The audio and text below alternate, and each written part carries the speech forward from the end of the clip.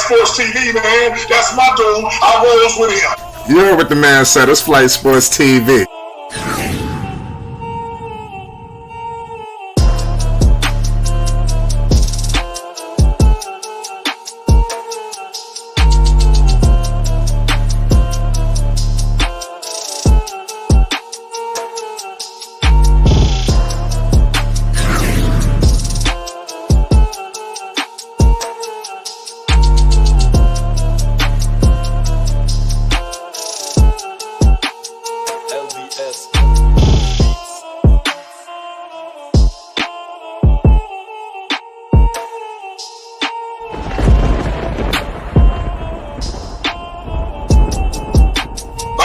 Flight Sports TV, that's where it's at.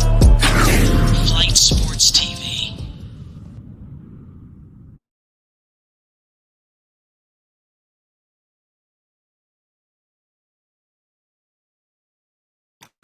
What's going on, people? It's Flight Sports TV. I appreciate everybody out there for checking with me.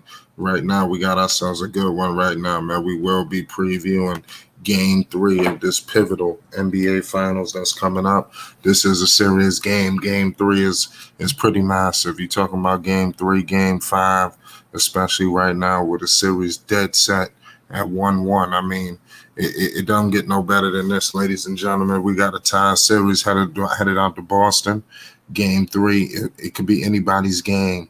It's all about who's going to show up at the end of the day, man. This series has been taking a shocking turn of events. I know that we haven't really got a chance to cover Game 2. We did cover Game 1 very extensively. We didn't get a chance to cover Game 2 because the Drew League, LiAngelo Ball was playing in the Drew League, so he kind of pretty much took over with the Drew. It was crazy, but we was eyeballing Game 2. I was able to catch some of that game, and it was wild. There was really nothing that we missed. It's kind of crazy because you get one game where Tatum doesn't go off for massive scoring numbers, and they win, and then the next game he goes for 28 and some change, and they lose. They don't get much production from the other guys. I think that's very problematic. I believe that the Boston Celtics at home, they got to make sure they reestablish, dominance in this series. Is really anybody's game because it seemed like they both were like we stated as 1-1. You blew me out, I got you. You understand? So Boston is going. Game 3 is going to tell which team truly has the upper hand in this series. Because right now you really don't know. Everybody's going to go off what they just witnessed. But we don't really know who has the upper hand here in this series. This series could go either way. We will be reading down some stat line numbers. I want to salute to the chat. We got a star-studded panel. Also, we got a star-studded chat. Salute the Rap God Reloaded in the building. Salute the CWE. Salute to all y'all, man. We getting rocking, man. Right the truth. What's the deal? It's Flight Sports, man. We got a finals game to preview tonight, man. Game 3, man. It's going to be epic. 1-1. I think the Warriors are going to go ahead and wrap this up, man. Oh, damn. Already?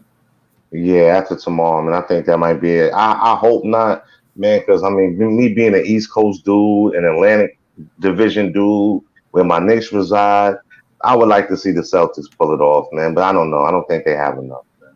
What say you, man? Right. You said the Celtics don't have enough. Could you have told that from their performance in Game 1? Because it seemed like they had enough. I just don't want us to live on the moment of what just happened in Game 2 to write the Celtics off. I think that'll be premature and in your words, very disingenuous. Well, that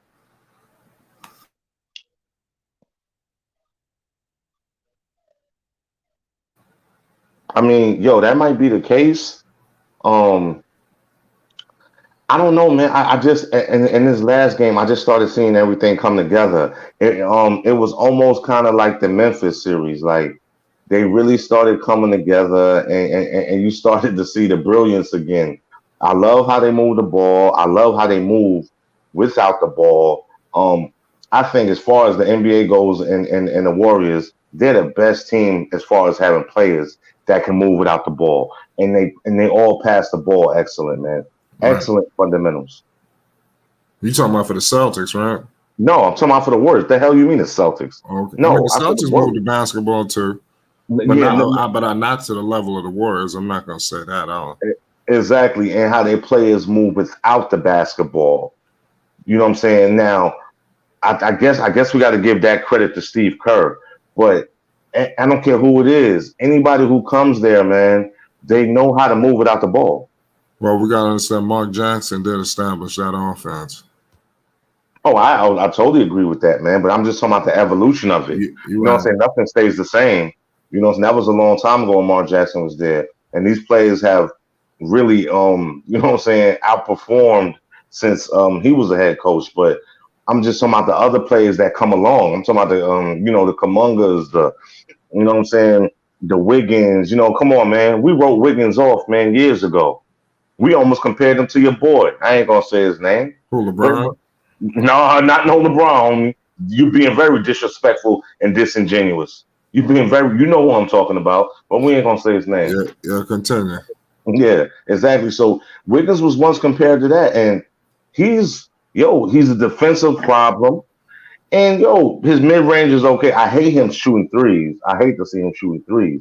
But Wiggins has game, man. He has game. And Yeah, who brought that Wiggins out? been surprising people. I think nobody was expecting this out of Andrew Wiggins. Right. Not even just this series, just the whole playoffs in general. He's had a hell of a year. Absolutely. You know what I'm saying? And who brought that out of him but Steve Kerr? Because he believed in him. He kept him in the game. Jordan Poole. We ain't see this dude coming. Ain't nobody now. I think he's gonna have to be more consistent. I do think he's gonna get some kind of bag whenever his time comes. But he has to be more consistent. You know what I'm saying? One game he's on fire. The next game, I don't even know what this dude is. You know what I'm saying? But yeah, I kind of agree with you to a certain extent, man. And no, it's not over by any means, man. I'm going into game three. It's tied 1-1. So you're absolutely right. I don't know, man. Call me being nostalgic, but I kind of want to see Steph get another one, man. I want to see Clay get another one. Clay been going for 2 years. You know what I'm saying? I want to see him get another one, man. I Wow. want to see Draymond get another. Yeah, that part. Yeah. So you want Draymond and them to get another ring, huh? Yeah. You know what I'm saying? Never mind them young upstarts who are the Celtics. Never mind them. I want the old heads, quote unquote. You know what I'm saying? To come back on top, man. You know what I'm saying? Take back over the NBA, which is rightfully theirs anyway. You know what I'm saying? The West Coast is theirs. That's already been established. All those other teams. I got a question for you. What would have, since you got the Warriors winning and you rooting for them, what would a finals win for the Warriors mean for the legacy of Kevin Durant? Oh, it'd be a total smack in the face for Kevin Durant. It'd be a total it'd be a poo-poo stain. You know what it'd be? It'd be a poo-poo stain because you got arrogant. Oh, you was leaving the team. You know what I'm saying? Here you are in the playoffs, and you the only team that got swept. The only team. You know what I'm saying? And now these boys is in the final. You know what hurts Kevin Durant because he's already soft. Right. So he's butthurt right now. Pause. You know what I'm saying? But yeah, he's very hurt, and as he should be, because basically it reinforces everything Draymond said. We don't need you. We could win without you. And they ran it back, and they proved that, man. You know, I mean, look, man, Brooklyn is a problem. They're not going anywhere. We can talk about this greatest player stuff and all of that. The days of one man leading the whole team, that's over with, bro. You know what I'm saying? And the Nets, they already rubbed Kyrie the wrong way because you and I know, just like with James Harden down in Philly, they're not getting long-term contracts. You know that, and I know that. They're not getting long. Who are you talking about? I don't think James Harden or Kyrie. I know Kyrie Irving ain't getting one because Sean Marks, the GM, came out and said we want players who's committed. So and he mentioned Kyrie by name. So you and I both know he's not getting a long term. James Harden. I mean, the only thing that was holding up his commitment was the situation. No, for the Nets. Yeah, but what they didn't experience what he went through with Boston and Cleveland and these other organizations. They did in a certain extent because you have to think about the public sentiment. We can sit here and say that, but when you got people like Stephen A. and all these people that's on these national broadcasters, like I wouldn't give him a long term, and then Sean Marks come out and say, "Yo, we want players who want to be here, who committed," and he called out Kyrie. Do you think that they're not going to offer him a long-term contract? I'm on Flight Sports TV. I'm saying that on record. Kyrie Irving will not get anything more than a 2-year contract. He's not getting a long-term, and you know that's going to rub him the wrong way. You know what I'm Yeah, saying? that could lead his way out of Brooklyn. You mean? Yeah, and I don't think James Harden is getting a long-term contract. Now, even though he got Well, his all old his deal, guys there though. Daryl Morey, absolutely. But yeah, but Daryl Morey got public pressure, bro. Public pressure and sentiment. You know what Daryl Morey gonna do? He probably talking to James Harden right now, like, yo, look, man, we got to do what they do in football. We got to give you a prove it deal, bro. I'm sorry, I don't want to do this to you, but you seen your numbers, man. Yo, please just work with me. And yo, when you come back and you that old James Harden, we gonna offer you that super max. Watch, bro. Josh Jackson in the chat. He says James Harden will get paid. You got Okay, something? okay. Well, I mean, look. it'll probably be a shorter term deal with Yeah, max money. I don't even think it's gonna be that because, like I said, it's the public sentiment. When bro, these athletes can say what they want, but shows like yours, and even on a national level, like Stephen A, people, the players and the managers and the agents, they listen to that stuff, man, and it means something now. That's why I'm telling you, Stephen A, he was like all that criticism of Ben Simmons and all that. He better show up next season. You know what I'm saying? Or he in trouble. Like dudes better show up now because there's too much public sentiment against it. Kyrie is not getting a max deal, and I don't believe James Harden is. Right. Well, I mean, only time will tell. Any other players on your radar that you can see possibly not getting no money? You think it's because obviously the organization. You think James Harden lost a step. That's why you targeted those guys. Yeah, and you had everybody basically who was on Joel Embiid's side like, damn, number one, you should have been the MVP. You was playing hurt. You did all of this. You got rid of Ben Simmons. You got this dude from Brooklyn who said he didn't want to be in Brooklyn no more, who said he didn't want to be in Houston no more. You know what I'm saying? And then he come and he don't even show up. He don't even show up when you need him. You know what I'm saying? So how can you give him money? It doesn't make sense. They're not doing that anymore, especially when the public sentiment is so loud about it. They're not going to just throw money at these players no more. So-called superstars are not. And we're going to learn that lesson right now when it comes to Kyrie. You watch and see, yo. I'm telling you. He's going to be the first one that's made an example of. Watch them give him no more than a 2-year contract. Please don't forget I said this, y'all. He's not going to get no more than, and he doesn't deserve any more than 2 years, man. Because I'm with Stephen A. He's not reliable, man. You know what I'm saying? He's not reliable. He don't come to work when he's supposed to. He ain't giving that dude no money, man. You know what I'm saying? And yo, Kevin Durant, I feel like the team, how it's constructed, what are they gonna win? I mean, let's just be serious right now. What are they gonna win? When you look at teams like the Celtics, who are gonna be on the come up because they're young. You look at Jimmy Buckets and them, they're a fairly young team. They're gonna be on the come up. You got Giannis and them, who's still a problem. You got Cleveland on the way. You got the Bulls who could possibly, you know what I'm saying, make some noise if everybody is healthy. So what are we talking about here with Brooklyn? Yo, Kevin Durant made a big mistake. He should have stayed. He should have stayed. Yeah. I mean, he would have definitely ran up multiple championships. And right now, the way the East is looking, shit, it ain't guaranteed no more. Right. But we haven't seen the dynamic with Ben Simmons just yet. So, I mean, this is all what we're discussing right now is in the event if the Golden State Warriors were to win it all, the effect it would have on the legacy of Kevin Durant. And then we're discussing how he could counteract that. I mean, we haven't seen the Ben Simmons dynamic yet. So I still would believe that we should give this guy some time to see, you know, what he can do with a healthy team. Because that team was banged up. They went through a lot of shit. You know, it was crazy. I agree with you. But unfortunately, bro, that's not the day and age that we live in. We live in a day and age where everybody wants everything now. The teams want to win right now. Nobody is waiting. This is why dudes is jumping from team to team. This is why people look at people like Bradley Beal and Dame Lillard as dummies. Oh, you staying with the team you know is losing? You know what I'm saying? Never mind they being loyal to the soul and be like, yo, nah, you know what? Build around us. Nah, Dame, go to the Lakers. Dame, go here. You know what I'm saying? Win right now. You know, it's like you ruining your legacy. How you ruining your legacy when he's still a great player? You know what I'm saying? That's his team. That's what KD wanted. And see, KD came out he's coming out on the losing end of that. He wanted to quote unquote have his own team, but I mean, honestly, he can't carry a team. You know what I'm saying? He's a great player, but he's great alongside other great players. Kevin Durant, you can't ask that man to carry no team, man. I just think it's ridiculous. I think it's preposterous. You know what I'm saying? How you asking one man to carry a team who doesn't play both sides of the ball well? He's known as a scorer. He plays a little bit of defense here and there, but he's known as a scorer. What are we talking about here? Yeah, I hate it when they tried to compare him with LeBron James. You know, I just think their roles were a whole different. You know, Right. completely different. You know, he's not on the level of LeBron when he was hitting all of those shots in Golden State. I just thought it was a joke. You know, and they were like using that to crucify LeBron. You know, you on a team where nobody could double nobody. You know, you basically got free range to pull up shots wide open. And then we praise him like this is the best thing since sliced bread. I mean, it didn't make no sense. Right. It was unfair to LeBron because it was like he was playing handicap. Right. You know, some of those series. It was a juggernaut.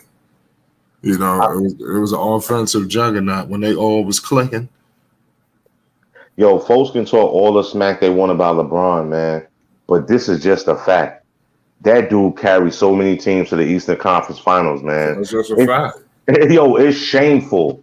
It's shameful that he carried all these teams, you know what I'm saying, to the Eastern Conference Finals. And and people like skip or clown him like, yeah, but he didn't win. This is one man. Right. This is one man.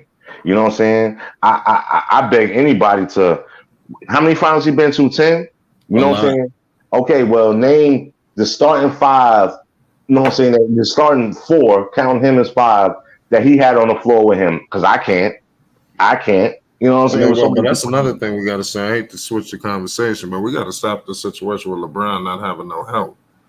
I mean, this dude LeBron has some of the most help and the most help out of anybody in the history of the game of basketball, man.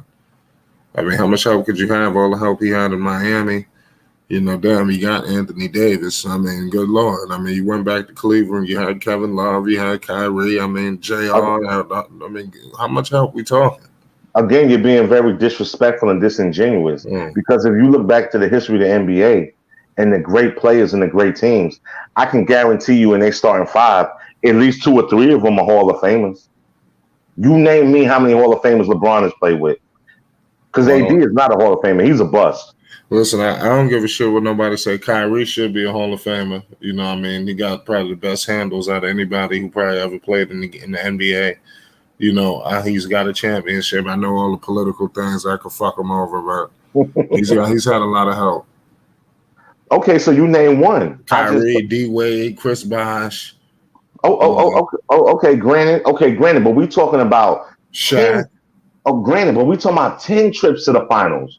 So out of all of those teams, can you honestly name three Hall of Famers that was in the starting lineup out of those 10 teams? I guarantee you can't. Because I can't. I guarantee you can't. You can't. But the great ones, they had that. You know what I'm saying? Whether you want to go to Isaiah, hell, let's keep it current. Look at Golden State. There's at least 3 Hall of Famers on that floor. We know Steph is getting in. We know Clay is getting in. And there's a huge chance that Draymond is getting in. It's a huge chance. LeBron ain't have that, bro. I mean, come on. Even look at him last year and the year before, man. They got this dude AD because they thought he was going to hold the torch after LeBron is gone. Are you going to sit here and tell me and the listeners that AD is he's definitely the answer for LA? Nah, man, that dude can't stay healthy, man. Nah, he's embarrassing. Mm-hmm. I mean, that's what I said. It's gonna be tough to call, man. But the Lakers, they got a new coach. Let's see what happens for next season. I don't think any of these teams are guaranteed to be back next year. So both of them need to play with a little sense of urgency. We got Uncle Vern in the building. What's the deal, Uncle Vern? Salute the Dex in the chat. Hey, is this? Hey, what's going on, Flight? What's going on, Dex? Snap! What's going on? Phonics? What up, Uncle Vern? It's the old Uncle Vern. Okay, what's going on? I thought it was Marvin for a minute. The new Uncle Vern. Okay, what's going on, Uncle Vern? Mhm. Marvelous. Shit, Uncle Vern, what? Hey. Look, oh, hey, let me get you understandable because you silly. You say silly stuff. That was another silly thing you said out your mouth. Before I go further with the other silly stuff you were just saying before about 5 minutes ago, let me stop that silliness you just said. My name is Vernon. You understand me? You can call me uncle. You can call me what you want to call me, but call me by my name, fool. All right, back to you.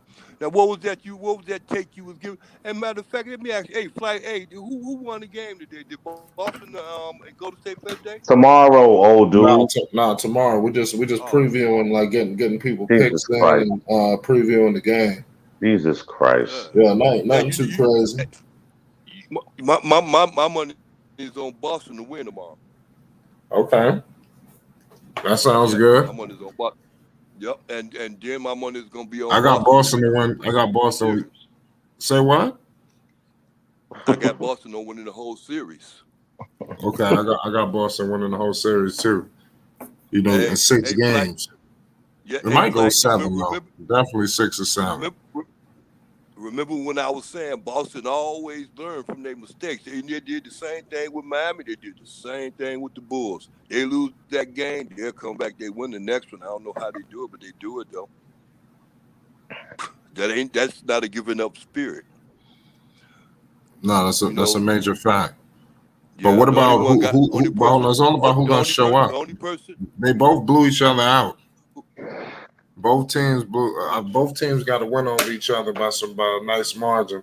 You know, Boston to me pretty much didn't oh, show up. Tatum had 28 points, but I mean they didn't really get shit outs from nobody else. And that yeah. Well, they got more than just Tatum. yeah, they got They got more than 17 from just Tatum. Brown. Flight. You know, guys got to show up. I think these dudes will show up in Boston though. Some of these role players like the Pritchards of the world. Pritchard struggled last game. He had 4 points. Grant Williams has 6. I mean, some of these guys they're gonna have to step things up once they get at home. Salute to Marvin in the Hey, chat. New Uncle yeah. Vern. That's a new Uncle Shout out to Vern. Mob. Shout out to Mob. Shout out to JJ.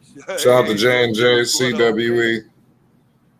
Yeah, shout out to Jessica. What's going on, Miss Jessica?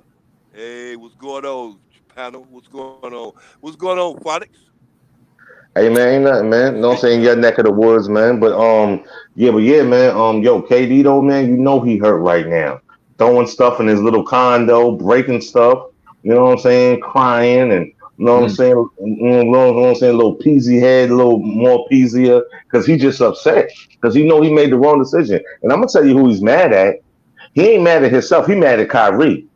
Oh, you told me to come here and dude, you played such and such games and we had a chance at a run this year and you messed it up. Yeah, he tight with him, man. So yo, don't be too surprised if something come out where KD signs off on like if they just give him the minimum and he says I'm gonna become a free agent and KD is okay with that, man. I'm telling you, man, because it's getting to a point now. And these dudes like these dudes is KD is 33 or he about to be 34. Like they not young dudes, man, and they know the window is closing, man. You know what I'm saying? Because their love and competitiveness for the game ain't like it was years ago. They got way more money than these dudes ever. They got way more ventures. They trying to get their championships and get the hell on. Ain't nobody got time to be messing around, man. You know what I'm saying? And so I'm telling you, man, we might see that, man. Like, yo, KD is sick and tired. Don't let the Warriors win, man. Yeah, he gonna let out that tweet like, "Congratulations, y'all." But you know how he feeling? He gonna tear that condo up. Watch and see. Yeah, Yeah. Uncle Vern, what you think about that? What if the Warriors win this championship? What does that do for the legacy of Kevin Durant, in your opinion? It ain't got nothing to do with the legacy of Kevin Durant. Whether the Warriors win or lose, it ain't got nothing to do with Kevin Durant. Kevin Durant is just good. Period, man. You can't take it. You can't take away from his skills. To a certain extent, you can't take away from Kyrie's neither. Whether they fit together and everything else, that remains to be seen. But you can't take away from their skills. They got That's a good skills, point. bro. Yeah, that's a They good got point. But Vern, skills. let me You ask you a can't take question away though. from it. See, Okay, but let me they ask you. prove it. Go Okay, ahead. Vern, let me ask you a question though. Do you think that Kevin Durant can carry a team all the way to the NBA championship? Yeah, Be he honest, did. man. He did it. He did it with Golden State. He did it twice with Golden State. Oh, he did it. Oh, it was just him. Hey, look, and then look, and then I look at it like this: when the Golden State did win against LeBron James, them against the Cleveland Cavaliers, Iguodala was the MVP. You see what I mean? You That really don't, because do you you? came. Yes, I do, because that's because you came on the show late. And what me and Flight was talking about a little while ago is Steve Kerr. That's really where his skill lies in as a coach. He knows how to insert different people. The same way Bill Belichick knows how to make all those changes and at halftime and stuff like that. That's what makes you a great coach. Steve Kerr said, "Yo, you know I what? agree. Yo, Iggy, you go ahead and get on LeBron. You know what I'm saying? Yo, this dude Jordan Poole. Now we're gonna let him play minutes. We're gonna let Kamunga play minutes. Yo, Andrew Wiggins, everybody shitted on you everywhere you went. Nah, man, you gonna do Hold lockdown. on a second. Hold on. Yo, shout out to Stay Ready Killer. I just now that I didn't even peep that shit. I be having so much going on. Now that I seen that damn comment. I just checked it out. You know, no, I don't. Salute to them dudes, man. Homage will be paid, man. Keep going. I didn't even peep all that. You know, I got a whole lot of shit going on. But salute to Stay Ready Killer, man. I'm just saying, man. His legacy will be tarnished because you know this recent Warriors team, with the exception of a few players, that's still the team that he played on for 2 titles. It ain't like everybody is gone. Everybody isn't gone. You know what I'm saying? The coach is still there. The main players are still there. The main cast is still there. Yes, it is a tarnish, and he looks real bad running to Brooklyn. See, you should have went to the Knicks. That's what you get, you peasy head. Let me stop, man. See, You should have went to the Knicks, but you're gonna run to Brooklyn thinking that they title town. How they title town? They little brothers in our city, man. You know. you know that's not called an educated guess. What you just made, you just made that's a hating opinion. That's what it is. You hating. That's hating. Stop doing that, bro. You make yourself look bad.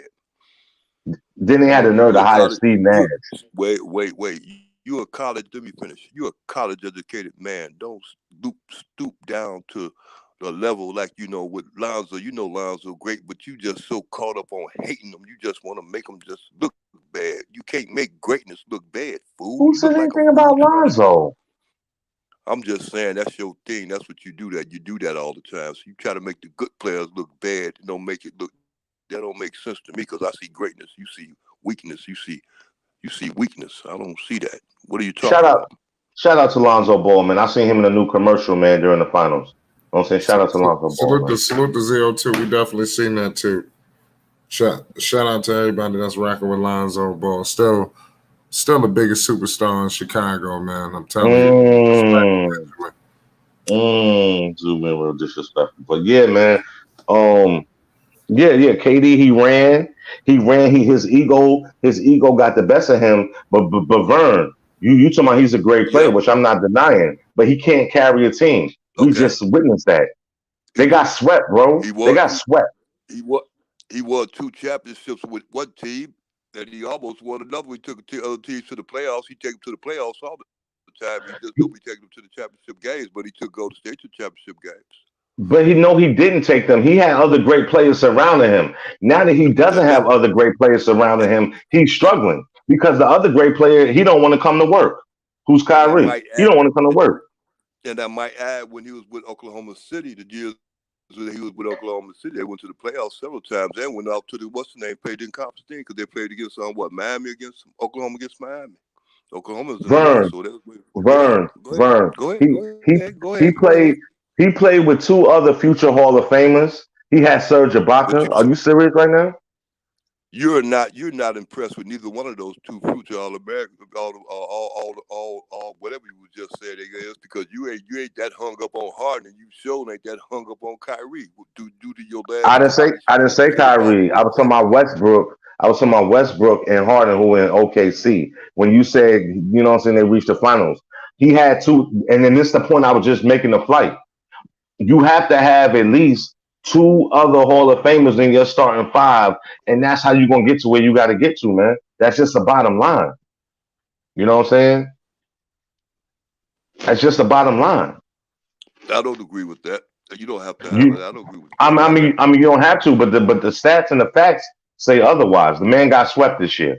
it. His team was the only team in the whole playoffs that got swept. That's shameful. They didn't win a game, Vern. They didn't win a game. That's due to a lot of things. It's also due to the fact they ain't got nobody on the team to play defense. Boy, I'm Nah, telling you. yo, how about that's due to the fact that they threw a team together. They thought because they had these two superstars, that's all they needed. They got this damn coach and thought he was going to be the next Steve Kerr, but he ain't got no kind of control. He don't know what the hell is going on. Yo, Steve Nash need to go. He need to go coach soccer. That was his first love. I agree. Go coach soccer. You know what I'm saying? Stay out the NBA, man. He's not an NBA coach, man. Who you talking Yo, that's about? Why okay. this is Steve Kerr? Like you talking about Steve Kerr? I said Steve Nash. Oh, Oh, yeah, okay. Nash, I agree with that. Yeah, he's not a good Nash coach. He doesn't. he's not a good coach. And he's No, not he good doesn't with get the players respect of his either. place. Exactly. Right. I Exactly. agree. Exactly. I agree. And then it Yeah. goes right back. It will go right back. Probably should go right back to what I was saying at first about this. When it gets right back to the coaching part. See, Boston is going to do good. Golden State going to do good because of the fact that they got coaches. They got good coaches, and them coaches make adjustments after they take the loss. They There you realize they go. look at the film. They say, this is what we lost at. So they make adjustments. There Usually you when you make go. adjustments and you wind up winning the next game after you had lost the game, that's good coaching. That ain't just necessarily the players per se. That's good coaching because you're making There you those go. adjustments. You're Yeah, absolutely right, Vern. You're absolutely right. yeah, Adjustments. Yeah, that's the word I was missing when I was talking about Bill Belichick. Yeah, yeah, it's all about adjustments, man. And yeah, you had Kyrie come out and say, "Well, we don't need a coach." That's what this man said. We don't need a coach. You know what I'm yeah. saying? Yeah, I mean, he should have definitely been disrespectful about that. Hey, so, hey, so Fox, he was right too because look, they didn't have no coach nowhere. Like you just said, Nash ain't no coach. Yeah, I He mean, right. ain't double the play. when you got players like that, I mean, there's not much coaching really going on. They taking complete control of the offense. So, I mean, it's really in their hands. You just gotta make sure you get the right people Hey, on the floor with them. No, you're absolutely right, Flight, Flight. Yeah. Flight, and another thing too. This brings me back to this understanding. You know, that's why it's a lack of good coaches in the NBA nowadays. If you really take a good look at it, because a lot of these coaches really are not, stepping up to the plate like the Borregos and stuff like that. They get their name coaching behind somebody else, but then with the staff to take helm, you know, they, they 50-50 at best. There's only a couple of coaches that demand some type of structure. I think Spoelstra's one. Who else? It's a I Oh couple agree. of yeah. coaches. Oh yeah. That little. He's Yeah, that one little that Filipino. He don't Rick play. Carlisle. Mm-hmm. There's a couple of coaches Jason that Kidd, demand. You just ain't gonna go hey, out here and run your own. No, I don't Jason know Kidd. about Kidd. I think what's his name is running his own offense. Luka Doncic is he just taking control of the offense. They're Okay. giving him the ball, and he just is running it. I agree, Flight. Okay. Oh, okay, but you talking I agree about with you, offense. Flight. Now we got to flip it back on defense. Again, when you a good GM and you a good coach, especially when you talking about players like Durant and Kyrie, you bring in veteran defenders who can fill that void. That's what the Bulls did when they brought in people like Dennis Rodman, Ron Harper. These is people that could defend the ball, man, that could get rebounds. Who are these people for the teams, man? Lonzo Ball. Oh Lonzo Ball man, I'm brought about in to. Oh man, I'm Lonzo about to Ball go, for that man. Let's defense. do it. Oh man, here we go, man. I Hey, was look being here. serious, Fox, don't go to website, Fox. I ain't gonna bring it back up again. I don't want you to go, man. Fox. I'm sorry. I know I don't want to Man, I spoil was your being day, but I'm gonna serious bring right it up now. though. Nah, but seriously though, man. Yeah, yo, everything can be about offense, and I think that's what we're seeing from the Celtics. And I think a lot of teams are going to learn their lesson after this run. You know what I'm saying with the Celtics? Yo, you gotta play defense. You gotta have dudes that Right, press and play defense. You know what I'm saying? That's the whole right. purpose of a guy like Marcus Smart, and you know what I'm saying. Even Al Horford, who can give you some good stuff at the offensive end, but he plays defense too. You know what I'm saying? Robert Yeah, Williams in the middle. You know what I'm saying? Yo, actually, the Celtics is playing old school basketball. You know what I'm saying? You know what I'm saying? They got their center. You know right. what I'm saying? They got their power forward. You know what I'm saying? They got their guards. Everybody's playing their position. You know what I'm saying? It's not like that no Yep, more. You know I what I'm saying? agree. Now the centers, yeah, Yep, now the centers, they on the outside, they shooting threes, and you know what I'm saying? You got all these wings, they like to say that word, wing defenders and all of that. I mean, man, it's just I don't know.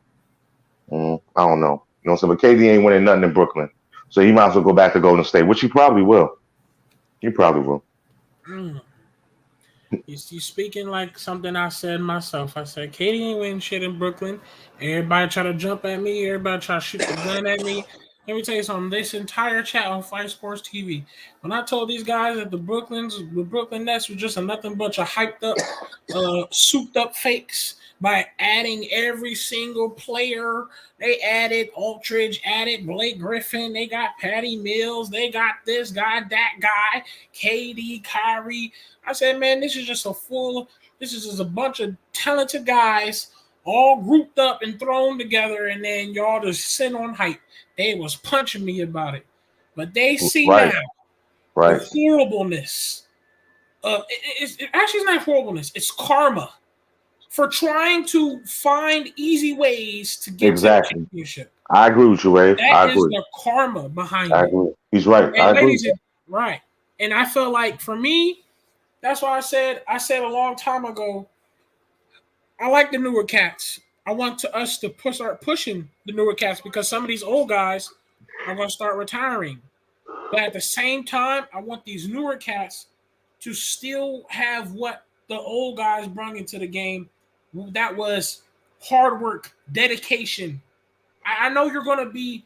I know you're getting billboards and advertisement by the age of 13. I want you to go out there and go for something. Actually, try to win the championship. Go for the rings. Try to beat the records. You know what I'm saying? Actually, strive for something. So I'm just hoping they could keep that competitive nature in the game for the future ahead. I agree. I Hey, definitely agree. You're hey, absolutely right. Go ahead, Vern. Yeah, thanks, Father. I love you, boy. Thank you, Father. Hey, Ray, but I agree with what you said, but I don't agree with this. I don't look at it as being like you said, it was meant to be like like fake.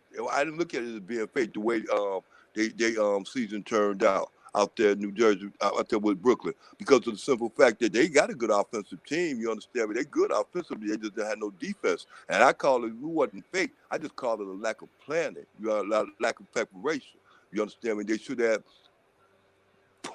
um For sure. purposely. They should listen. They should have purposely went out to get better defenders. You understand me? Not just necessarily, like on the starting end of it, but more better defenders as far as coming up off the bench and everything like that, where they can stick them in at certain times and be better at that defensive end. That's what it was lacking. That offensively, they had it going on. But that's what Defensively, Ray they was. couldn't stop nobody. But that's Ray's point. You go in and get all these so called names, whether it's offense or defense, but these dudes ain't who they used to be. You know what I'm saying? Come on, think about 3 years ago. Did Hey, we know that Miami team? If you listen, wasn't a fan listen. of Miami, Hey, did you know that team? if go look, okay, listen to it. Okay, I agree. Look, if Golden look at it like this, if Golden State would have played, if Golden State would have wound up playing, what's the name, New Jersey for the for the championships. Golden State really ain't got Brooklyn. no good job defensive team neither. Brooklyn, yeah, Brooklyn, Brooklyn. Thank you, Spartacus. But Golden State really ain't got no good defensive team neither, but they got a good offensive team. So you got two teams playing in the championship, and neither one of them playing liquor defense. You get I it now, and disagree that's with the that. NBA all No, day. no, I That's the disagree with NBA that. all. No, You no, can't disagree with it because you just made a statement earlier saying that it's unnormal, it's uncalled, it's unheard of to find two um, players playing on the same team that's good defensive players. It's like you made that statement. You just said it's unheard of to find okay, so yeah, but good what are you defensive talking players. about? You talking about So if that's the Draymond case, Green, then Andrew Wiggins? Those are two players. What do you Come mean? on, man, with that Draymond Green. I'm talking about defense, not drama. The Wasn't he defense, defensive player of the defense, not year? drama. Wasn't he He two-time defensive drama. player of That's the year? drama. He's drama, bro. That's drama. That's drama. I ain't Okay, talking about that drama. Come on with that drama, man. okay, That's drama. That's all okay. that is. That's drama. I, Marcus Smart would be smart not to be trying to put up that much drama too to call himself in that much attention. You understand me? That ain't nothing but drama. I'm talking about defense. I'm talking about not locking somebody down, but I'm talking No, about being accountable for the person that you hold Uncle Vern, with all that drama. Uncle Vern, Go ahead, Ray. Uncle Vern. Go ahead. Listen. I get where you're coming from. It's understandable, but I'm not. I never said that the Brooklyn Nets was fake. Not just this year. I called them fake even last I year. didn't say fake. I said it's No, because no, of no. fate. Because of fate. Yeah. Go ahead. Right. What I'm I said saying is fate. where they had offense or defense or not. Even if they had, let's say the Brooklyn Nets did have defense, whether they got a defense or not. Let's say Brooklyn Nets was top 5 defense. My whole point of them was they were just a bunch of guys that they threw in their gear, trying to find an easy way to get to a championship, and this stuff like that should not be allowed in the NBA, and it's going to bite you in the ass like the Brooklyn Nets did. They gave up those hardworking guys, Jared Allen that was working his ass off. They got rid of I agree.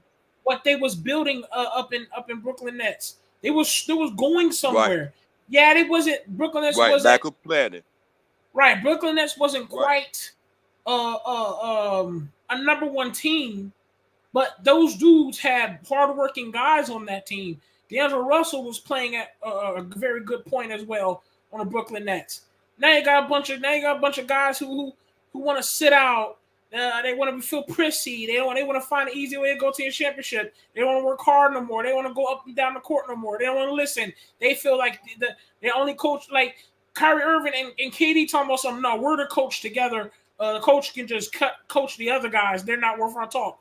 Like that can't work. You can't Exactly. play to a championship, whether you play defense or I not. agree.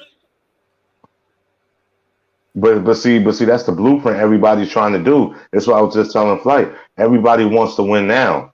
You know what I'm saying? And I think that we're seeing that the teams that don't want to win now, they are winning now. You know what I'm saying? The Milwaukee's of the world, even the Lakers a few years ago. You know what I'm saying? Although I know we'll say, nah, that's LeBron and all of that, but you know what I'm saying? The team that was put together, that wasn't no win now type team. That was a cast of characters, man. But they pulled it off. You know what I'm saying? I like what they're doing in Miami. You know what I'm saying? With the players they have. Come on, Tyler Hero. Who seen that from Tyler Hero a few years ago, man? 6 man of the year. You know what I'm saying? Bam and how he's developed. You know what I'm saying? You got the Celtics and how they've developed their talent. And you know, Marcus Smart, which is the longest, you know what I'm saying, tenured Celtic. You know what I'm saying, defensive player of the year. So you know what I'm saying? I think the NBA is in a great place, and I'm with you, Ray. I think these old heads should be very worried, man. They should be very worried when you got people like Luca, when you got people like Ja. You know what I'm saying? When you got these, you know what I'm saying? Yo, the Players like Damian Melo. Lillard, yeah, Melo, yeah, LaMelo, yeah, yo, the And Damian Lillard Lonzo. of the world. No, Lonzo. I don't. I mean, I Melo. wasn't going into all of that, man. Like y'all want to throw. I mean, Lamelo, I'll take Yeah, Lamelo, dude. keep going, keep You know, going, keep going. keep going, now, keep going. no, no, I'm just saying.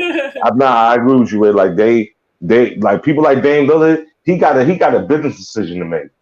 Either you're gonna keep playing and you're gonna keep getting dusted off, or you might want to jump on the bandwagon and go somewhere. Because the way it's looking for you in the West, my nigga, you're not winning anything anytime Right, soon. right. You know what I'm saying? So your Hey, boy hey, left. hey, hey, Go ahead, bro. Alex, look here. I got a trade. I got a trade for you. See how you like this one? Okay, not KD, but the one out to AD for Zach.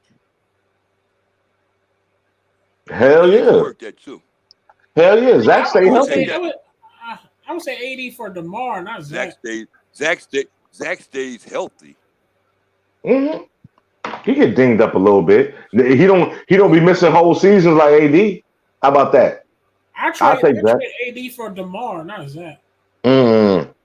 You being disrespectful, man. Man, that man Not did his really, thing because last year, man. You I'll being tell real you why. disrespectful. Not really, because DeMar is getting older, and this is going to be more pro Bulls.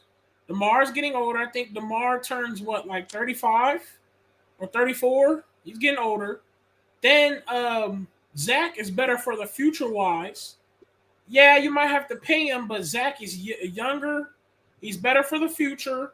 He's athletic. He does what DeMar does, and he can fit well on the Bulls. He's already been a part of what the Bulls is moving forward has done.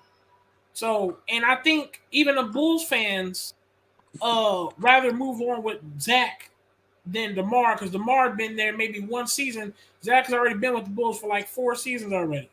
3-4 seasons. So Okay. Can I say this? Okay, that sounds real good, but it seems to me that the organization realized something. They realized that DeRozan is a go-to player, and you really want to go to him like that when you got those seconds and stuff like that, because you only got 24 seconds on the clock when you got the ball. So they choose to go to him, and they made a wise decision to do such. And I don't see them changing that decision no time soon. So they can ship him. They could easily ship him out there to LA if LA want him, if they want to pull that trade because they got it for the next 3 years or whatever. And they can do the same thing with Zach LaVine because Zach LaVine wants to be out there anyway. Look, man, let's stop this talk. hold on, Finance. Let me answer that. And Hold on, Finance. listen Let to me me. answer that. And Ray, and as far as the organization goes, they feel as though really Zach's looking close to going up out there, leaving up out of there. There's a good chance he's going to be going up there because he's playing second fiddle now. He's not going to continue to keep playing second fiddle in Chicago, and I'm sure he let them know that. You get it? Okay. And they can't make the change because they got to deal with DeRozan. Go ahead, Okay. Ray. No. I'm gonna say this. Second fiddle, right? Because DeMar and Zach, they kind of do the same thing. But that's kind of more reason you get rid of DeMar. Now, here's why I get rid of DeMar and Zach instead of Zach, because this. Yeah, DeMar played amazing this season. Yeah, DeMar, we can say he definitely brought the points. He definitely, like you said, go-to guy. But guess what? Also, DeMar showed that what he did does not bring you a championship, nor does it bring you further in the playoffs, because the playoffs exposed him. Yeah, it looked good in the regular season, but when it came to them playoffs, that DeMar shit was shut down. Look, And DeMar did the same thing he did in regular season. He went in the playoffs, and it couldn't work at all. Zach had to do his thing. Zach was dropping 27, 25, and 20. I don't think you're being fair, Ray. I don't think you're being fair because you're not talking about the whole regular season when you had a depleting cast of characters, including your boy Lonzo, and this man picked up the That's weight what I said. Hold and he on. carried the team. No, I said that. I did. I did bring up the. So why are you talking about getting rid of him? I said it looked good. He did his thing. He carried. But I said, but also, what it looked good in the regular season, but in playoffs they shut that down. All right, well I'll tell you this: get rid of DeMar DeRozan or Zach LaVine, either or, not both at the same time, but either or. Let's see where the Bulls is at because they're gonna be in trouble. All you do is you get rid of a piece to get pieces. So Come on, man. you get rid of DeMar, and you get valuable pieces that we can use. Maybe get Landry Shamet, get some shooters, quality shooters that's gonna help us on the bench. Get a draft him. We'll have some pieces. We still re-sign Zach. We get a big center in that paint. Get that boy Mitchell Robinson for the Knicks, or get a big boy JaVale McGee or some big boy, and we're gonna be straight. It's gonna be Zach gonna do what DeMar does. You get a big boy and get some pieces. I'm glad you ain't got. I'm glad Yo, you Ray, ain't got here no was your job I'm glad you ain't working in the Bulls organization. exactly. Here was your leading scorers, man. Here were your leading scorers, man, for the this season. DeMar DeRozan at 2,118 points. Zach LaVine 1,635. Vucevic 1,288. I ain't got my glasses on, and Kobe White at 772. Right, that's fine, but that's also you're not considering the fact that Zach LaVine played all season on a hurt knee, anyways. He played through an injury, so he was never 100%. Why we talking about injuries, Ray?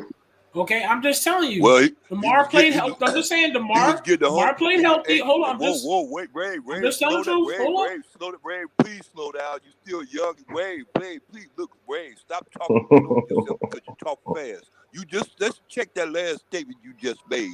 You said something about Zach LaVine was playing hurt and all this whole other stuff, but he was still getting his 25 and all that other stuff. I mean, what do you want, Ray? When Zach and DeMar was matter of fact, do me a favor right now. phonics while we on the air. Go right back to say again what Zach Levine was averaging for the season, if you can. If you got that, you can pull that number up so he can stop with that noise about legs being hurt and knees being hurt and all that Well, stuff. Okay. I can bring it up off of my top of my head. When Zach was healthy in the beginning of the season, Well, then and do DeMar that was then. healthy. Okay, I will, because I remember DeMar was averaging 27.8, which rounds out to 28 points per game, and it when Zach was healthy. DeMar was healthy, but guess what? Zach was not too far behind with 24 points, 0.8, and that is sharing the ball to DeMar, and DeMar getting a lot of touches. And Zach was 24.8, not too far behind. Like I said, also you're not putting the fact that DeMar is older next year. I think he turns 35 or 34 next season. Zach LaVine is like 26, 27, 25. He's easier for the future. He's better for the future wise going on further. he wasn't. And he's going to play way more defense than DeMar. Yeah, he wasn't that off. He wasn't that off for the points. He was almost spot on. DeMar had 27.9 Hey. for the season, and Zach had 24.4, followed by Vucevic with 17.6. Yep. Yeah. And then you lost me again when you said that he plays way more defense than DeMar. Neither one of them play no defense. I'm telling you. Oh, okay. Listen. Listen. Hold on. You're right. Zach LaVine most definitely could improve on defense just as DeMar. But also, I would say I'd rather take Zach on defense rather than DeMar, and Zach's young youthfulness than DeMar's oldfulness, as DeMar is getting older next season. Yeah. But but I think you're stressing that word too much, especially in a day and age where athletes take better care of themselves than they ever have, man. You know what I'm saying? So a 35-year-old athlete in 2022 is not the same as one in 2002 or 92. They take way better care of themselves. DeMar DeRozan is in good shape. You know what I'm saying? Right, but we're talking about we're not talking about. You know what I'm saying? We're not talking about James Harden.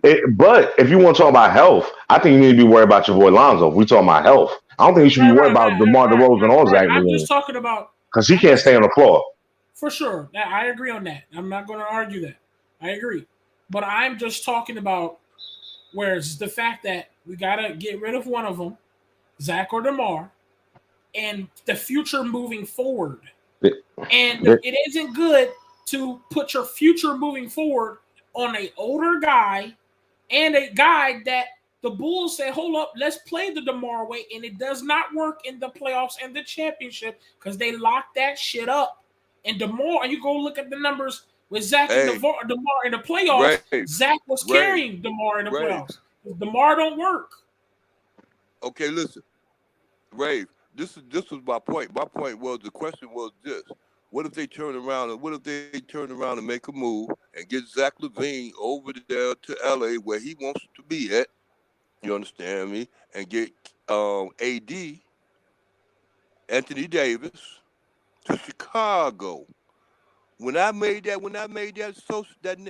thing to you, you never once mentioned about how it would look with AD over in Chicago. Well, I'm gonna tell you how it's gonna look. You're gonna have him and Lonzo in street clothes watching the game. That's how it's gonna look. You're gonna have two players in street clothes watching the damn game. Pretty much. Other than other than making jokes. Listen. Okay, we'll see. Yeah. No, that ain't no joke. Both of them. Okay. All right. I just want to address the question. Yeah, getting Anthony Davis. Yeah, you get a bigger guy, size to the team, but the thing is, keeping DeMar DeRozan, you still have a guy that's going to be very ball dominant. He's probably going to do his thing in the regular season, but it's not going to work for the postseason. It's just not. It's not going to work. Without DeRozan, they don't get to the postseason. So you're right. Absolutely. They're going to go to the postseason. I'm not worried about that part. What did you say? Without DeRozan, they're not getting there at all. So I mean, LaVine putting up 50 stats for the past. They're going to the postseason. I'm not going to answer that. No, I'm not arguing that one. They're going to postseason. That's with DeMar or not. They're still a good team.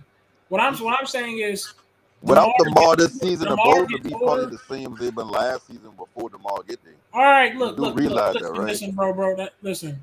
The Chicago Bulls went full DeMar. It did not work, as you saw yourself. But So, you okay, so what? let me ask you Hold this. on. But hold on. How you keep blaming this all on one man? He was your No. I'm season not. scoring leader. Listen to me. I'm not blaming just on him because we still need size on the team. We still needed some shooters. And you need availability, and your boy wasn't there. I'm only bringing up DeMar because since Zach is on this contract thing, we were saying, okay, do we get rid of Zach? Do we keep Zach? Do we get rid of DeMar? Do we keep DeMar? That's the only reason I'm speaking on DeMar. Do we get rid of Lonzo? Do we keep Lonzo? Y'all, it's almost like you're taking everything I said about the guys. I said, look, I say Zach is for the better for the future wise because he's younger, he's athletic, and I trust him more on defense than DeMar. Zach and DeMar do about the same damn thing. Phonics, you just read the stats of DeMar and Zach. Zach wasn't too far behind him, but DeMar's going to have the most points because he has the most touches. Also, you saw DeMar do his thing in the regular season, but it does not work when we hit that postseason. So you can't say that about the postseason if Lonzo ain't been playing. He ain't had a full squad. That's fine. We already addressed that part. I'm just talking about. So you can't say nothing. Yeah, we already talked about that part. Not Phonics. Hey, Hot Pockets, how you doing, baby? What's up, y'all? What's your name? What's your name? Ain't nothing. I see my girl J.A. What the fuck is nigga's name? What's that nigga name? Damn. Well, yeah, the guy that's coming in late. Yeah, we already talked about that. We're just talking about the Zach and DeMar thing. What's up, Zen? We can continue with DeMar. What's happening, Uncle Vern? I was just saying what's up to y'all. What's up to Jessica? What's up, Zen? Ain't nothing, man. I just got done cutting the grass. Grass? Wait, where? Oh yeah. Welcome to the show, yo. He on the left. I live in Portland, man. Yeah, on the left. I live in Portland. Hey, it's West Coast. Where I'm at is fucking 11 o'clock, nigga. Nah, it's West Coast, man. It's just getting dark here. Hey, Zen, I got a question for you. What's good? Without the DeRozan, you see the both team making the playoffs? Yeah. I would expect that they would replace him. I would expect. So It's not like you're going to get rid of DeRozan and fill him with nobody. Just taking the team you got now, if you take DeRozan just looking at this season, right? Without DeRozan this season, I talking about you can add all the injuries with Lonzo, with the COVID stuff, all that into it. Without DeRozan, you think that's a playoff team? But replace him. You got to replace him with somebody. No, because at the end of the day, you got to get rid of one or two. Bro, so you just said, hold on. No, hold on, Reed, hold on. I'm just asking, hold on. Hold on. Okay, I'm asking a question. I just want to ask a question. No, I understand, but you can hold your question to the end. All right, go ahead. All right. So I just wanted to ask. Reed, you saying everybody injured? You can wait. So you saying everybody? Can I ask a question? No, because they talking. So you want to talk? You want to ask a question all right, go ahead. Between me talking? All right, you're right. Okay, all right. That's crazy. Go ahead. But okay, so you realize what the debate is if you get rid of Levine or you get rid of DeRozan. DeRozan trade value is not the same as Levine. Levine obviously got a higher trade value. So if you're trying to trade DeRozan on his contract and you're trying to get some players, you're not going to get the same caliber of players you're going to get with Levine. Right? Well, yeah, but DeRozan is a more established brand. He just had a really good year. How old is DeMar? DeMar, 35 next season. 35. Yeah, it's time for that sun. It's time for that sunset contract. Right. That's what I'm saying. So that's why. Hold on, Rick. So that's why he's trying to say, like, we got to get some players back for him. But the caliber of players that you getting back for him is not going to make up the production you're going to get back for him. I mean, that he. Well, maybe instead of 180, well, let's call him a 90. Maybe instead of 190, you get 2 80s out the deal.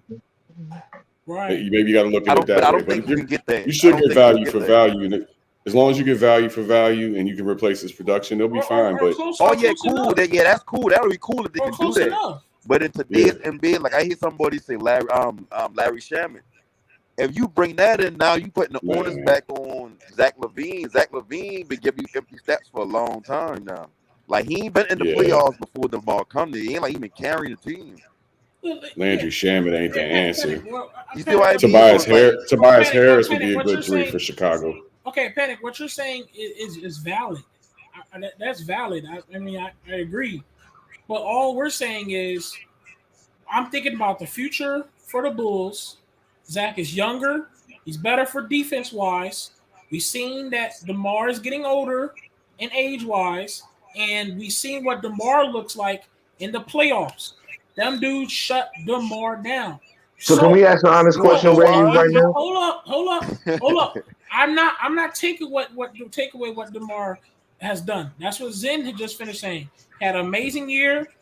We can get he's probably high good value, probably not as much as Zach's. Yes, if he leaves, the points that we get goes down for sure.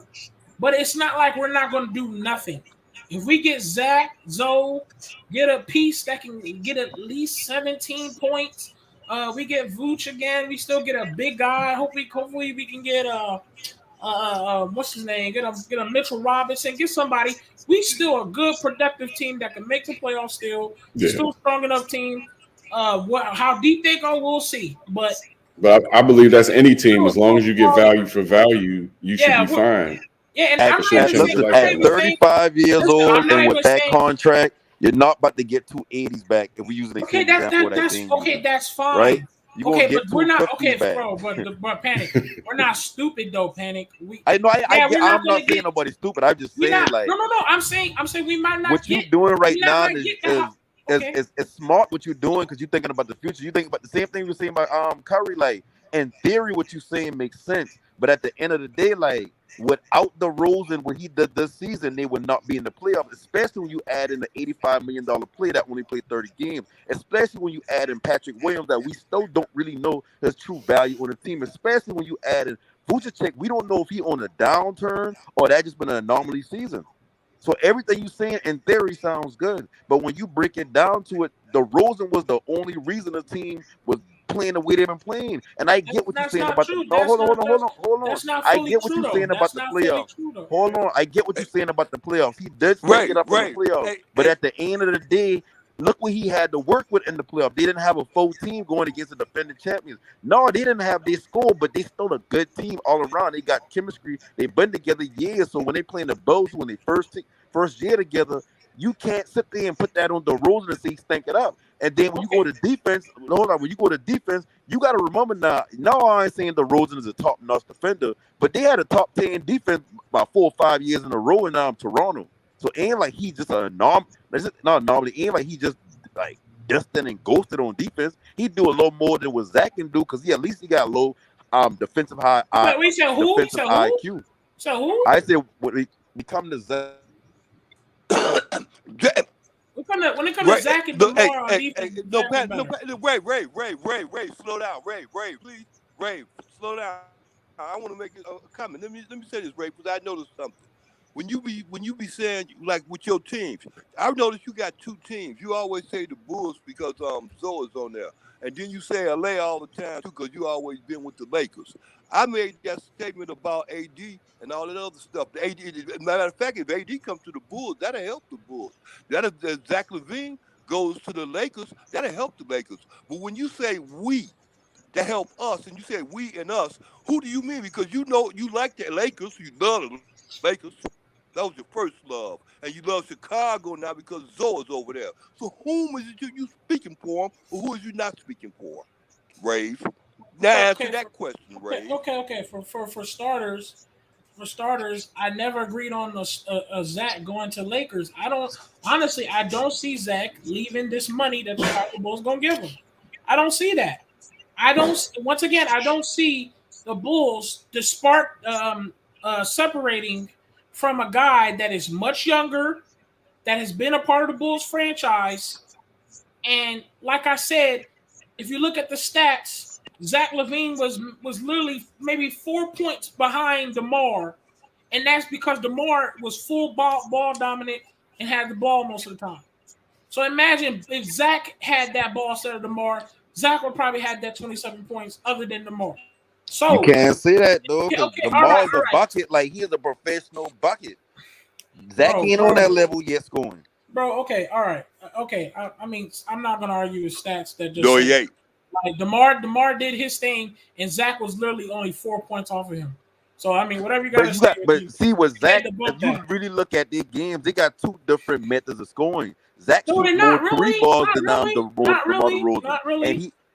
That's they not true. do. I mean, they do. Think about it. I would DeMar, say DeMar takes more mid ranges, but Zach, they both do the same thing. I no, disagree. listen. When you look at the Mar game don't play inside out or outside in. That's Levine. Levine mindset is I'm gonna get to the basket. If I can't get to the basket, I might settle for a three. Yeah, he shoot mid range from time to time, but that's different than a player like DeMar who I know my spots at. All they trying to do is get to my spots. Okay, I feel That's you. two different ways of I scoring. feel you, So bro. when you saying about Okay, if he had his touches, yeah, okay. he probably score a bunch of points. But think about it, you only scored 24 points, but you attempt more threes and got a better three percentage than DeMar. Okay. Listen, from what I'm learning, you're gonna defend DeMar to the end. Listen, No, I'm not going to listen. I'm not I'm, defending nobody. I just no, looking no. at the I'm facts just, on the court. bro. I'm just look. Any art, look. I know what Well, great art. it's a good problem to Here's what I'm have. Can saying. we Here's what I'm truly can we saying. admit Yeah, that? it truly is a good Here's problem what I'm to truly have. saying. Yeah. Here's what I'm truly saying. I know there is a beautiful argument to everything about why DeMar should be on the Bulls. I understand it all because, like we said, DeMar had a standing year, MVP candidate. DeMar was balling his ass off. Most people could say he was carrying on the stat sheet when it comes to points. I Ray, understand. let me I interrupt understand. you for a second. I Let me understand. But interrupt you for a second. all Ray. I'm truly saying is we have learned that DeMar, future-wise, yeah, he could bring us to the playoffs, but we ain't gonna go nowhere. And that we can do that Let me for ask you a question, 3 Ray. years. You ain't gonna go nowhere in the playoffs. He's getting Let me older. ask you a question, Ray. 34, 35. He's not good for the future. I'd rather Quick we layup. trade him now. Quick layup, Ray. He's not like he's this superior god like Zach LaVine is for Chicago. Chicago loves Zach. He's not like this. Like if you trade DeMar, So you would not. So Ray, you would not run it back, Ray. You would not run it back. Chicago love AD. You said Chicago what? love AD. Well, what I'm suggesting is that they don't need to change shit. They really just need to run it back. No, That's what I'm suggesting. No, because no. But I know that may not be possible. No, but don't run it back. No, you would not want it run back. It ain't gonna be possible. I mean, I would keep. I'll keep most of them. I'll keep most of them, but DeMar second fiddle to nobody. DeMar, but you want to let go that's of why DeMar. DeMar gotta go. DeMar gotta go. Okay, go. I get that. Gotta go. I'm not. Yeah, like DeMar's gonna be outstanding on another team, I guess. But this team that's very athletic, very young. They're pushing towards something I don't think DeMar needs to be on anymore. DeMar would be okay on the Lakers, but DeMar would add age to the Lakers at this point. And they really can't afford to do that. And as far as running the back, I think Boston Celtics showing us right now that you take a chance on a certain team until you can't. Like a lot of people, I want the Jalen and Jason to be broken up at some point for like 2 seasons in a row.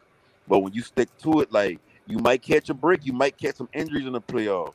Like you look at last year champion, they catch some breaks. It's the same team every year. They catch a break last year. They just ain't get it broke their way because they had a player injured this year or whatever. Sometimes it happened like that. This team been playing good. We act like this team barely made it to the playoff. This been a good team. When Lonzo been there, they've been playing on a high level. When Lonzo get hurt, they ain't been playing on high as a level, but they still been playing defense. I mean, decent. When they get to the playoffs, they run into the last year's champion. Even though they missing Chris Middleton, they still a team that been together for years. And the Bulls just their first season together. You don't how much time? Right. They didn't have no time to gel. That was my whole point. You run it back just to give them time to gel. And, let DeMar ride it out if he can. If Levine can stay there, if everybody can be happy, I would run it back. But I think Rave just wants DeMar ass gone, and I get that. I get that too. So it's delicate. They're gonna have to figure that out. Hey, look here. I noticed another thing too about that situation too. It don't make a difference. Just think if that what's the name the general manager out there in LA. Just think Pernos, whatever his name is. Just think if he just sit up there and say, look here, I'm thinking about letting AD ass go. And if the Bulls give me a situation, give me a right move, he'll make that move. Not only just he can let AD go to, he can let that other guy go too. That Russell Westbrook guy go out to Tennessee or Oklahoma, wherever he want to go. He can do two things at one time. He can kill two birds. He can bring another player. He can bring another show player in, and another show player for the Westbrook. That lady said they she need gonna. to move That AD lady to said she gonna UCLA make some Medical changes Center. out there. That lady said that they gonna make some changes out there, and they making change. They gonna I don't make believe her. changes. And they I ain't don't made believe her, now Vern. change yet, except for that. They ain't made now change. They ain't made no change yet, except for that coach. And Darvin Ham ain't too happy about AD. No, too happy about having Westbrook there. That's not what Ham said. That's not what Ham I said in think that they looking interview, towards though. the future. Oh yeah, That's he not ain't what gonna Ham say said it. in that interview about Russell Westbrook. He ain't gonna say it, You but he know he think? got to do it for another year. Yeah, and that's what Just it 1 does. You year. got to read between the Tell lines. him You can't again. Tell move him what you just Russell told him. Westbrook without putting the first round pick on him Yeah, that they I'm don't have to telling give. you. So They of asked course Russ he's gonna about come in there possibly and try to coming off work the with him. bench. He laughed. Man, Yeah. look, what I seen from the press conference and what I seen about that Lakers updates and Westbrook Ham talking, they hired another guy. I think Lakers hired some other guy. I gotta look at his name. That just let me know that's another season I won't be paying attention to the Lakers, bro. It's like I'm sorry.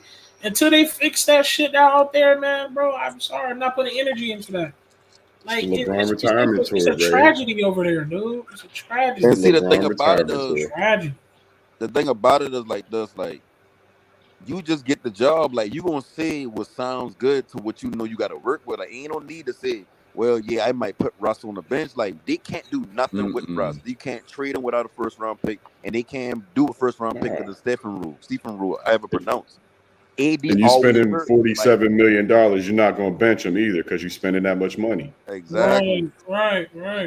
You ain't gonna alienate one of your better players. Like all they really like think about it, like we blame a lot of different things, but LeBron can play some defense. Like he need to play some defense. Like AD need to stay healthy.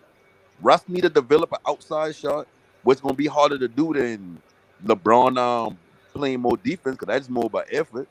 I mean, the Lakers ain't an easy fix, but they can be a durable. I don't even want to say durable because AD. They can be a doable turnaround from last year. Like they can make it to like a 6 seed or to the play next year. They gotta play defense, just like my man was saying. Like I know I've been hard on Darvin Ham getting hired at first. I know I've been saying he ain't got no specialty. I don't know nothing about him, but listen to his press conference. Like I mean, he's saying the right things. Is all that the players gonna buy in. He got shot in the face and lived. That's toughness. I appreciate man, Panic. I wish I had your hopefulness about the Lakers, but man, they got a lot of work to do. They'll be all right, man. Yeah, man. Think about it. I wish I had your Russell Westbrook hopefulness buy about in that. defensively, if LeBron buy in defensively, if AD stay healthy, Right, Russell man, Westbrook in the they transition buying is this- one of the best bro, players in the what? league in the transition. Man, it's more than just Think about the last quarter of Russell's season. Russell had a decent last quarter of his season. Exactly. He's getting on track. And this is first year playing with another superstar, but LeBron Yeah. caliber Saints KD. Paul George ain't the He- same type of player. Paul George is He's used to being a one option. Exactly. Russ is used to being a one option, and that shit is hard for him. But he got to see what it looks like when he is a one option on this team, and it ain't good. Yeah, it ain't. I said They need a really side. good two in LA. They need a really good two to relieve the pressure off of Braun, and they'll be all right. Yeah. I said it's not a. I ain't gonna say they're gonna be turned around overnight and be a 1, 2, 3 seed next year. But it's little things like LeBron just committing more defensively. LeBron just giving up a little bit more control. AD staying healthy. Like Russ binding defensively. Like shit, get in the run. Like start opening up the run more. You're right. Instead of just Small every things. play coming down, it's like, okay, well, you got him, I got him, you got him. You're right. It's like yeah, I see what you're talking about. Yeah, I see. Look at this. It's like cleaning your room. Ray, slow down for a minute. Let me say this, though, Patrick. No, let me say this. What Zen Master just finished. He said Zen Master said they need another two. How the hell they gonna need another two when they got AD there? No, they need a two guard. Is what I was saying, Uncle Vern. They need a shooter. Is what I'm saying. Not another two players. They need a shooting guard. Somebody that's actually effective, like a Buddy Hill would have been. All right, my fault. Yeah, And they are looking at getting Buddy Hill. Yeah, I was gonna say I agree on Panic. Like a Zach LaVine or something, huh? Right. like hey, Jim Master, Yo. Hey, Jim Master, look here. I'm on the road tonight. I ain't finna let you off the hook like a Zach LaVine or something like that, like, huh? Something like that. Exactly, something like that. But Portland's looking at your boy Zach. Portland got their eyes on your boy Zach. And they talking about Bradley Beal coming to Portland. Hey, look here. I'm gonna tell you. Look, Zip back. I'm sorry. Yeah, I'm telling you. Look here. Everybody else in their mama can come to Portland. Look, Zip Master, this is the point. Ray want to sit up there and keep the Bulls in the same old way. I don't want to keep it the same old way. I want AD. Oh, I didn't say that. I didn't say that. That was in. They don't love him out there. I didn't say that. That was in. You got him a championship. I didn't say that. Whoa, shit. you're talking. Okay, but don't put words in my mouth. Look, that was in. That you what the don't need Bulls to was be out saying. there in LA no more. No, I just said they should run it back because they only had 1 year together. Okay, I didn't say that, Uncle Vern. I didn't say that, Uncle Vern. Wait, who's going to listen to me? This is look, Zim Master. This is the point. See, you keep Zim Master. If you listen to yourself, you keep saying the same good thing. They can't run it back like they ran it before. Why? Because they got unhappy players, and they're going to be really unhappy this coming season unless they get their situation straight. So they can't run it back. They can't run it back. I know they can't. I know they can't. But my question was to Ray. The Chicago Bulls are in a situation where they can advance ahead. Really, they need a four. Yeah, my question was to Ray because I wanted to know exactly what he thought the problem was. You said it just a minute, and you just said it a little while ago. They got Vooch. What they gonna do with Vooch? Keep Vooch. Let Zach go out there to LA with his peoples. Uncle Vern. Marvin. What's up, Keep fellas? Vooch. He plays. What's good? Vooch plays center. I mean, I've been listening to y'all. I'm listening to all y'all take. Do any of y'all know what the hell the Bulls gonna do? All right, Marvin. Zach LaVine looks like he wants out. They ain't getting rid of DeMar. That's on you right there for you, Ray. They ain't getting I rid didn't of say they is. I didn't say they is. I said that's what you do. No, they not. Why would you sign a player for a 3-year deal on a 3-year plan and get rid of him the next year?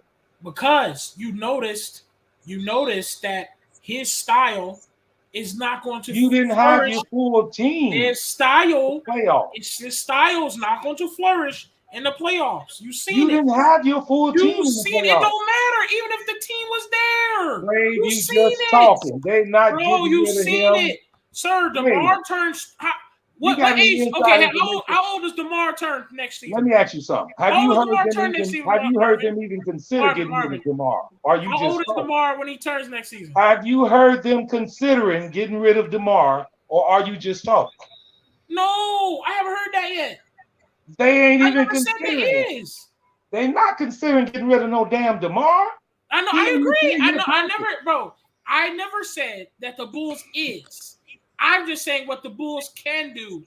Well, you right about one moving thing. forward for the future. If Zach leave, then they might get rid of him.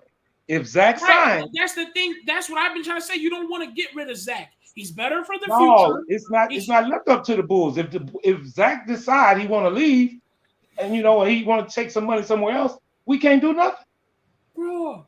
They can't we got do all something, that cap bro. money here in Let me Portland. tell you something, bro. We Hold got on. all that Portland cap money. Let me tell you something. You can do something. They can't do It's called doing. Hold up. It's I'm called talking doing your job. It's called doing your job of a franchise. If I have a guy that I want him to re-sign on a max contract deal, I'm going to not only give him everything he wants, make sure he feels comfortable, and give him all the respect and red carpet that he deserves. He want to be the number one option. And if he turn it down, then what, Ray? Dude, he ain't if you take good care of him. Ray, you don't know that. Hold up. I tell you what. Okay, I tell you one thing. How you take care of him? Well, if DeMar's gone, then he is the number one option. I'll tell you why. I'll tell you one thing he just said. Right? He said, "I don't want to play second fiddle. That's a clear identification without saying. That's without not saying, true. that. You listen to what somebody else Sir, said. Zach ain't never sir, said he that. Said he said- don't want to play with DeMar. He just said, I do not want to play second fiddle with the That's guy. not And he didn't true. say, listen, he didn't say his name, but we know what we talking about. No, He but don't who want said to that? listen to DeMar shit. Who said So that? that's one thing you do to keep him. Did Zach Get say rid of that, DeMar. Ray? Ray, that ain't true. You listening to what somebody else said. Yeah, Alright, I he ain't ain't never never Zach said said that. that. That don't even sound like something an NBA player say out loud. What is you? Okay, and if he go to LA, you think he's gonna be first fiddle? Bro, are you not listening? Are you not listening? Are you I not didn't- listening? I You didn't- talking? You hold up. listening to somebody I else did saying some not. shit? I you listen. just- Listen. I didn't make this up. I didn't say it out of his mouth. Zach LaVine said, "I don't want to play second fiddle." No, he Hey, did Ray, not. when did he Okay, say that? cool. When He did he didn't say say that? that, Ray. You listening to somebody else? Okay, go ahead. Who said it? You didn't. He didn't say that. Who said it? Ray, if you do you realize no NBA player would come out their mouth and say that Ray, in you just public? listening to fucking shit people Well said, said. Ray. All right. He ain't never said that. He might Ray, as well say it. Okay. Ray, I want to see listen. the publication. Listen to this, Ray. He might Did you tell know again. that DeMar? I'ma Hold tell on, guys. Well, Did hey, you look, know I'ma that tell Zach you, Ray, LaVine look, I'ma tell took you, 0.6 percent shots Look, less please, than DeMar last everybody- year in clutch? Zach, Yes. I already explained that, Marvin. So what I is did second? say that. What? So where's you getting this second fiddle from? Bro, oh my God, are you cuz I'm going by what DeMar did He throughout did the not team. say that, Ray. You heard that. Oh my God. Ray, when does Zach say that? Well, Just okay, just hold bring on, it hold up. on, He ain't bro. never said that. Just Ray, pull up the proof, Ray. Hold on. He talking about what he didn't heard. Okay. Did you That's not? what people been saying, hold on. Ray. Okay. I'm just telling you. Okay, He hold ain't on. never Okay. said that. All right. He ain't never said that. Okay, all right. We all watched Look, this. I'm not. Listen, hold on. Right? I'm We not all trying to get watched on the you, Ray. season, right? I'm just telling you. Okay, we Don't all watched listen the to season. everything people say. Marvin. Side all note: right, bro. DeAndre Ayton said he wants out of Phoenix. Now he said that, but Zach ain't never Yep. said nothing about no damn second fiddle. Here's the reason why. Okay. If he go to LA, wait a minute. If he go to LA, Ray, You know is he what? gonna be first fiddle behind You know LeBron? what? You know what I'm gonna do? I'm gonna tell you this, man. Just pull up the proof, I'm Ray. not even Pull up the gonna proof. argue this. I'm not gonna argue No, this. pull up the because- proof. You can't just say I'm not gonna hearsay argue no and more. say it as a No. I'm fact. just saying. Listen. You I saying something listen. you This is didn't what I'm heard. saying. Listen, watch what I say. If the Bulls keep that damn DeMar, we will once again lose in the playoffs, first round, because we got that boy DeMar. He got to go. So I don't keep having this argument with y'all guys. No, Ray, He is one of the problems. Ray, that's Okay, cool and it hurts, everything, but Ray. when the All right, LaVine listen, And I they're gonna started- pick he don't up want to other be a second players, fiddle. Ray. What you don't realize is they was in the first year of a 3-year deal. They are gonna pick up other players Who and cares? build around the players that are there. Who cares? Now you tell me. All right, here's a question I got for you. When Lonzo was playing, you wasn't saying all this, though, right? They were okay, right? no, They were no, hurt. he wasn't. No, I didn't. No one. I said it all season. Even when they was in the 1 seed, I said this play style will work in the playoffs, and it didn't. When you Ray, say that, Ray, Yeah, I did say that. You go to no, Ray, only you one didn't, Ray. person We was was saying in that first all seed. season. I can't I remember wasn't who even you on been, the but only panel one then, and I person know was you saying that. wasn't No saying one. stuff Hold like on, that. hold on. I repeat, no one agreed with this DeMar style. I did not. And you can go look on it. It's on my receipts are there all season long. I did not say I agree with this DeMar shit. Now remember I now, said when the respect. season started and we be winning, don't jump back with us. Hold up, bro. You Hold up. saying I you told guys. saying this. Hold That's up. Listen crazy. to me. Hold up. I told guys to respect us. I told guys we are still the number 1 team in the East.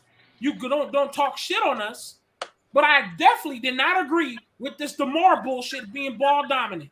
I said Lonzo run the point, run the team, and let everybody else fall in line of doing But Ray, their that's job. different than what we just said just now. You talking about him being ball dominant. Just now, you say you've been saying since the beginning of the Thank you, season Thunder. that Thank the you. Let them know playoffs that that I would have receipts. I said that. I did not Rave, like Rave, DeMar listen, and I ain't even gonna sit here and go over and over about this.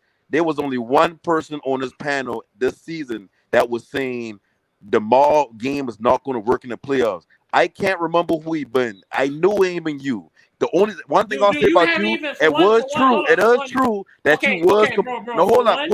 It was true that you was saying. Sir. No, listen, Rave, I trying to give you a little bit of flowers Let's real make quick. this absolutely clear. You have not been on this panel all season long. So, But Rave, I don't have to be on a panel to hear things. I can just have to be on the screen. Listen, bro. Listen. And like I said, I already told your ass. I have the receipts. Nah, you don't tell my ass. Okay, good. I don't care how you feel about it. Rave, you getting mad. You can play. Listen, bro. Listen, Rave. Play it, bro. You can play it back. I have people in the chat that said that I said that. Go play Rave, you was complaining about the ball dominant thing, but you was never talking about that's not going to work in the playoffs. Go play it back yourself. I said it. Rave, we know ain't nobody on this dumb about to go back and replay something from months ago. If I just told you, go play it back, I said it. If I'm wrong, I'll give you 50. Ray, all right, Ray, check this out. I'm telling you now, they will be in the playoffs next year with DeMar DeRozan. And when they upgrade on, wait, let me finish. Let me finish. And they will lose. Let me finish. And they will lose. They'll be. I'm gonna let you talk. Let me finish. They will be in the playoff with DeMar. They will be better when they upgrade the team, and they will win with DeMar. Now I'm telling you that now, and I'm off the panel. Peace. I agree. They will upgrade, but it won't work fully with DeMar. I don't care, bro. Okay, cool. But I got one question there, Ray. Where can you tell me and point me where Levine said that he don't want to be a second fiddle? Dude, congratulations. You got me. I might have been off on that one. Congratulations. You really stunned on that one? Yeah, you got me on that one. Ray, did he say it or you just been talking? That is no. Now I've been talking. This my information was just wrong on that, and I'll take that. You're right. My information was wrong on that. So can you point me to the information that you? God damn it! I can't own up to it. Or are you going to just? No, it's not about owning up to it because you've been arguing like you knew. No. I asking you now, can I have the publication? Dude, I was arguing 90% of that, and that was all correct that I said, except for that part. Congratulations. Okay, no. I said you're right. That part of information that I thought that what he said, I was wrong. If that's what you want to hear so damn bad, yes, I was wrong on that part of information. Congratulations, you got me. My bad. On that part of information, him saying that he playing second fiddle, I was wrong. But everything else was nothing. I'm not making up or saying anything wrong with information. But if you take the Rosen off of the team this year, Zach LaVine, without being as much as ball dominant as DeMar was, only like I'm 4 points up under him. I just said Zach is better for the future when the fact that he's younger. It's just better, bro. As DeMar is almost 34, 35 next season, and we've seen that DeMar does not work for the playoffs. Other than that, but you can't say that though. Huh? You can't say he's not working in the playoffs. You can't. Where you getting that from? We saw it. No, we didn't. We see a full roster. Where you see Zach LaVine? Where you see Zach LaVine working in the playoffs? He ain't never been there. He couldn't even get there. Oh, all right, bro. So Ray, listen. I ain't trying to challenge your point because that's still your opinion. But at the end of the day, I respect that you challenge me because I was wrong on a bit of information by saying because I really thought. Zach wait. I don't care about you challenging my. Hold up, sir. No, Uncle Vern, you wait. Stop always telling everybody to wait. No, you wait. You wait. We're talking. No, we're talking. You wait. We're talking. You wait. You wait. We're talking. You wait. No, you're not gonna run everything. No, you wait. No, you wait. You wait. You always trying to run nothing. You don't run everything. You ain't my daddy. No, I'm talking. He's having a conversation with me. No, you wait. You have a wait. You wait. We're having a conversation. Me and Panic's having a conversation. You wait. Me and Panic's having a conversation. You wait. Don't make sense. Me and Panic's having a conversation. You wait. Don't make sense. No, you wait. Look, you wait. If Zach LaVine want to go to California, let Zach LaVine go to the Lakers. Bro, Zach LaVine only go to California if you don't take care of him. Listen to me. And let AD come home too. What's wrong with that, Ray? Just because you don't like it. It fits. I never said, oh my God. I never said I didn't like it. Okay, then you never said. I never said I didn't like it. All you said was you don't like it. All you said I never said that. I never said that. 2.5 hours to say that. I never said that. It still don't make sense. I never said that. I just said the Bulls will likely not let Zach LaVine go because he's better for the future. It's a franchise player. They're willing to give him full max. Okay, Zach LaVine has credentials. Zach LaVine has credentials in Chicago. You said it yourself. He don't want to play second fiddle. Oh. He's not going to play second fiddle. He's not going. I said the second fiddle. He's not going to play second fiddle Zach LaVine ain't gonna play second fiddle to DeRozan. You know that. That's why you get rid of DeRozan. That's why you get rid of DeRozan. That's why you get rid of DeRozan. Get rid of. Nope. Get rid. Yes. Nope. Get rid. You get rid of the older player, dude. Okay, does y'all not understand? DeMar DeRozan has been on Chicago Bulls for maybe 1 year. If you get rid of DeMar DeRozan, Chicago Bulls fans is not going to have an issue with that. But if you get rid of a guy, Zach LaVine, that's been there for 3-4 years already. Shit before they got DeRozan. They didn't get to be shit until they got DeRozan. That's when they started. Oh my God! Unless you say you sure shit was not DeRozan? Wait a minute. Oh, you sure it was DeRozan or was Lonzo Ball playing the defense though? Okay. Lonzo only played 30 games. You sure about that? Unless you all right. Listen. Unless all right. You sure it was DeMar or unless you can say, listen, Ray, you ain't gonna get it while you talking. See, that's why you don't listen. That's why you don't. Right. That's why I do listen. Everything you said is stupid. You want to hear yourself. Everything you said was wrong. No, you don't. No, you don't. Everything you said is wrong, bro. All right, listen, they didn't start winning until they didn't start winning. They didn't start winning until they got Lonzo and until they made that change to get DeRozan. So whom do you say get that credit to? Because you can't get to Zach LaVine and you can't get to Boots and you can't get to Kobe White. Okay. When Zoe went down, when Zoe went down, what was the Chicago Bulls doing, bro? Going down. Exactly. They still made it to the playoffs. The Bulls went down in numbers. Bulls went down in possessions. Bulls went down in ranks. Bulls almost fell. Bro, when Zoe went down, the Bulls almost fell into a playing team. What were they doing? Oh, my God. Rave, two things can be true. Oh, my God.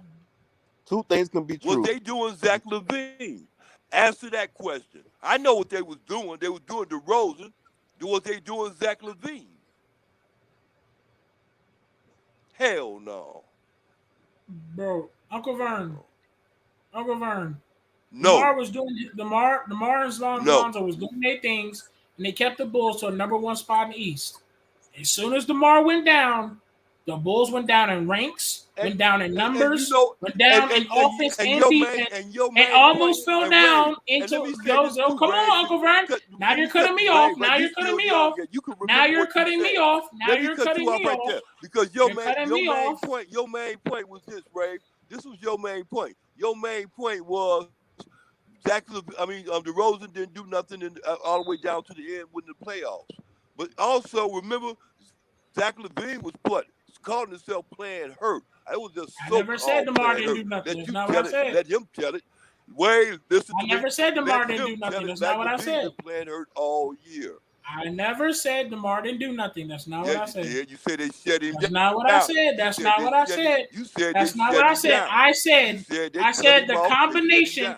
I said the combination of DeMar DeRozan scoring and Lonzo Ball's defense kept the Chicago Bulls on a #1 seed. DeMar was still on the damn team. I'm talking about the playoffs. You said in the playoffs they shut Zach LaVine. You said they shut down DeRozan. They did. They shut that down. They did. In the playoffs, you saw it. DeMar got shut down. No, they didn't. Where was? Okay. All right, man. I'm done. Where was Zach LaVine? Where was Zach? Where was? We got gentlemen sweeps, bro. What? Oh, all right, man. Like I said, you got to add the context in the playoffs. Where was Zach LaVine? Yeah, we wasn't. We was hurt. We had some bad. No. There's more There's more context than that. Yeah. When Lonzo Ball, not only do Lonzo Ball bring defense, Lonzo Ball space the floor. When you play in a team in a playoff series, they can focus on who they playing more than just, okay, we got this team on Tuesday, this team on Thursday. What they did was they played more zone and they played to where they had to shut down DeMar and they let LaVine go off. That's why Jason Tatum's struggling like he's struggling. Exactly. I give y'all that. You're right because Lonzo was spreading the floor. That wasn't there. And They had a double team. You're right. You're right. I give you all that. I give you all that part. But I'm just saying, what the team almost fell down to a playing team. Like, but you got to remember Caruso been out at certain points. You got to remember Pat Williams didn't come back to the end of the season. Like, you got to add in those contexts of the season. You can't just say one person going down and they almost been in the but they was number one even when Pat Will wasn't there. And okay, so and your but see when Lonzo goes down, Pat Williams can fill in, but he ain't been there. You can't have a player that at that magnitude who mean that much defensively and sports space and go down, and you expect the team to stay the same. That's their first season together. They already trying to gel together. Now you got a player going down, another defensive player going down, and you dealing with COVID with certain players, and you dealing with a player that you probably going to build your franchise around in the future, ain't playing until the end of the season. Okay, yeah, you're right. But I'm only speaking on that season. You're right. Yeah, and listen, right, two things could be true. Yeah, they did fall down when Lonzo going down, but at the same time, like, you can't sit there and dismiss what DeMar DeRozan meant to the team. Without him, they weren't in the playoffs. That's not true. I didn't dismiss it. You are. I get. That's why you getting pushback right now because it's like you dismissing the combination. What I swear to God. I swear to God. I said the combination of DeMar scoring and leadership, them getting them points. And the combination of Zoe playing that defense and doing the dirty work led them to the number one team in the East. I didn't dismiss it. But I'm saying when Zoe went down, them boys almost fell down to a playing team. And DeMar and all them dudes was there. Now, Zach was a Caruso been hurt, remember? Caruso was in and out, man. Caruso been out for a scratch when he get knocked from your boy from the Milwaukee Bucks, Grayson Allen. He's been out for weeks. Months, maybe they've been out for months. A lot of injury problems. Now you mentioned it, a lot of injury problems. Yeah, like they've been going through it. Like, you can't dismiss all that and just say they fell down into a play-in seed when Lonzo left. Like, yeah, Lonzo hurt that it hurt when Lonzo left, but I mean, let's not act like the Rosen ain't carry. How much carrying is if you almost fall down to a playing team? So if Dean had the Rosen, right, and they had some other player that maybe been giving you less than what the Rosen been giving you, but Lonzo been good the entire season, you think they would have still been the number one seed at the end of the season? Well, you got to understand, if you take away DeMar, someone's gonna step up more offensively. But we see that that's not going to happen with this Bulls team. Who did that? Lonzo hit 20 points. Lonzo hit 20 points when the scores were out the game. If you telling me Lonzo giving them 20 points a game while they're still there, then I can see what you're saying. I mean, listen, you're saying if we take away DeMar, if he wasn't there. So I can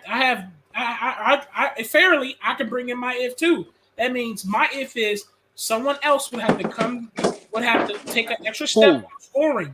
I don't know who, but I'm just saying that's if DeMar ain't there, right? Like you said, that's the if. Your if.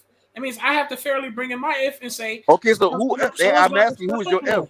Who is your if? So for example, I know Zach LaVine that took a dip when DeMar was playing with him, and Zach LaVine scored 24 points per game. He'll probably jump back to a 27 score. Lonzo probably jumped a little bit, maybe 2 more extra points. Who? Vooch probably, and plus we don't know that type of offense might have been changed. It's probably been more run and gun.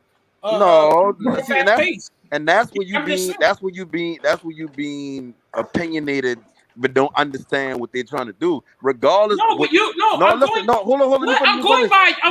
You take away DeMar. Let me finish real quick. The head coach of the team, regardless if they have picked up DeMar or not, he's trying to run the Horns offense. What they was trying to do is they've been trying to have multiple ball handlers on the court at the same time. That's why Lonzo probably been a good pickup for them, and they wanted him so much. That's why the rules. No, hold on. That is true. I'm telling you what a Horns offense is. That's not what they said in the beginning of the season. Listen, I'm gonna tell you right now. Go back and watch Florida when they had Horford and they had Brewer, No. and they I'm had going all back. of this. I'm not They going that far back. no, but why Hold you on, trying to? hold on, wait. I'm not going that far back. No, because, the only reason why I tell you to go that far back because I trying to give you the best example of running the Horns offense. No, It's right. I predicated know. on having Hold a on. player like No. Vucevic doing high pick and rolls and a bunch of Right. All right. down Hold screens. on. But that's not. I know what you're trying to say, but that's not going to work because that's not what the guys. That's not what the office said. What they're going to do for the Bulls this season. The Bulls, they said they're going to play a lot more fast pace. They're going to have Lonzo run the offense and runs the floor. They did that for all of preseason and like for the first 3-4 games of the regular season where Lonzo had more control. DeMar would get some good mid-range shots. Zach was scoring a lot of backdoor cuts, a lot of faster pace scoring. Now you're bringing up the if of without DeMar. I'm bringing up my if you take off. That means we're speeding up. We're probably going to speed up the offense, and it's probably going to be more of a faster paced team. That's the only reason I'm bringing that if Rave, up. and I'm trying to tell you, the coach that was already there before Lonzo got there was running that same offense before Lonzo got there, before DeRozan got there, before Caruso got there. He was running the Horns offense last season before they got there. So you trying to tell me that the front office, I understand that, yeah, they won't be a little more faster pace, but you bring Alonzo Ball and he helps with that because you know why? Because he's good in transition. But no team is predicated on we're gonna be a fast break team. You can run plays and run your sets and all that to kind of heighten or like boost how many fast breaks you get a game based off of your defense. But your half court offense always gonna be your half court offense, and they trying to run the Horns offense. So what they plan was Lonzo gonna be a ball handler running pick and roll. That's not true. Ray, you telling me something that we I'm watched? I'm you not watched the making. whole season of them doing them. Hold up. Okay, I'm not making it up saying, oh, because Zoe is there, they're gonna have a fast-paced offense. It's not me. That's what the office said. Ray, I'm not disagreeing with you about the fast-paced thing. Well, okay, why are you talking as if I said?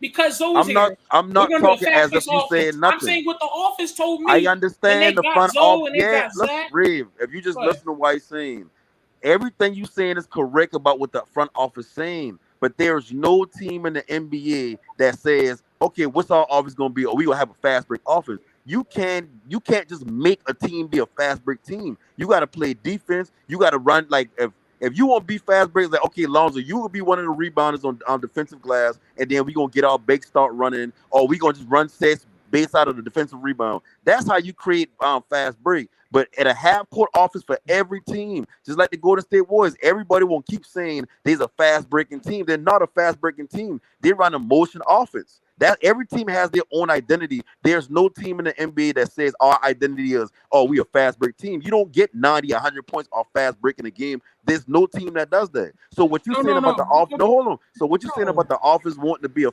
fast move, be a faster team? Yeah. That listen, the Lonzo Ball even, helps with that because he's good in transition. That's right. Panic, you ain't saying nothing wrong. Pace, not necessarily transition, but pace. Panic. Thank you, Zen. Panic. When we say thank you, Zen. Panic. When we say, just like Zen said, when we say faster offense, fast break team, that's going to run a little bit more. We're not saying like they're not going to have to stop and take half court sets or plays and off the screens. All we're saying is, Ray, you understand? It's really even more defense. Really, it's you're going to play defense, get the steal, and one of y'all are going to be shooting out quick on the fast break. And there's going to be times where you have to slow the game down. For example, the Chicago Bulls didn't even rank top 5 in pace. So that should tell you right there what I'm talking about. Rave, okay, I'm gonna ask you a question when you're done. What I'm saying is, if you take away DeMar, at least we can be a top 10 in pace. I mean, a top 10 in fast break. We can't be top 10. Like DeMar ain't got nothing to do with fast breaking, bro. He does affect pace, but he don't got nothing to do with fast breaking. Bro, the Lakers do half court sets, and they was a faster pace. You get what I'm saying? I'm gonna ask you one question. Just one question real quick. Explain to me what pace is. Pace is when you're on the court and you're using more pace. You're using more like energy going up and down the court. Let's say like increasing speed. Like for example, like if you say you get a steal, and you wanna like advance the ball a little bit further across the court rather than like slowing the game down, or let's say you're running a fast break and you stopping it or slowing the game. So you want to increase the pace by moving that ball more, or having players go out in transition or cuts or whatever, that type of thing. Brave. And okay, I mean, before I say that, how do you measure pace? So what? How do you measure pace? There's an actual. No. Let Rave answer. My bad. Shit. How to measure pace? I would say how to measure pace. Speed, I guess. Ray, when they talk about pace in the NBA, they talking about how much shots you get off in the game compared to the other team.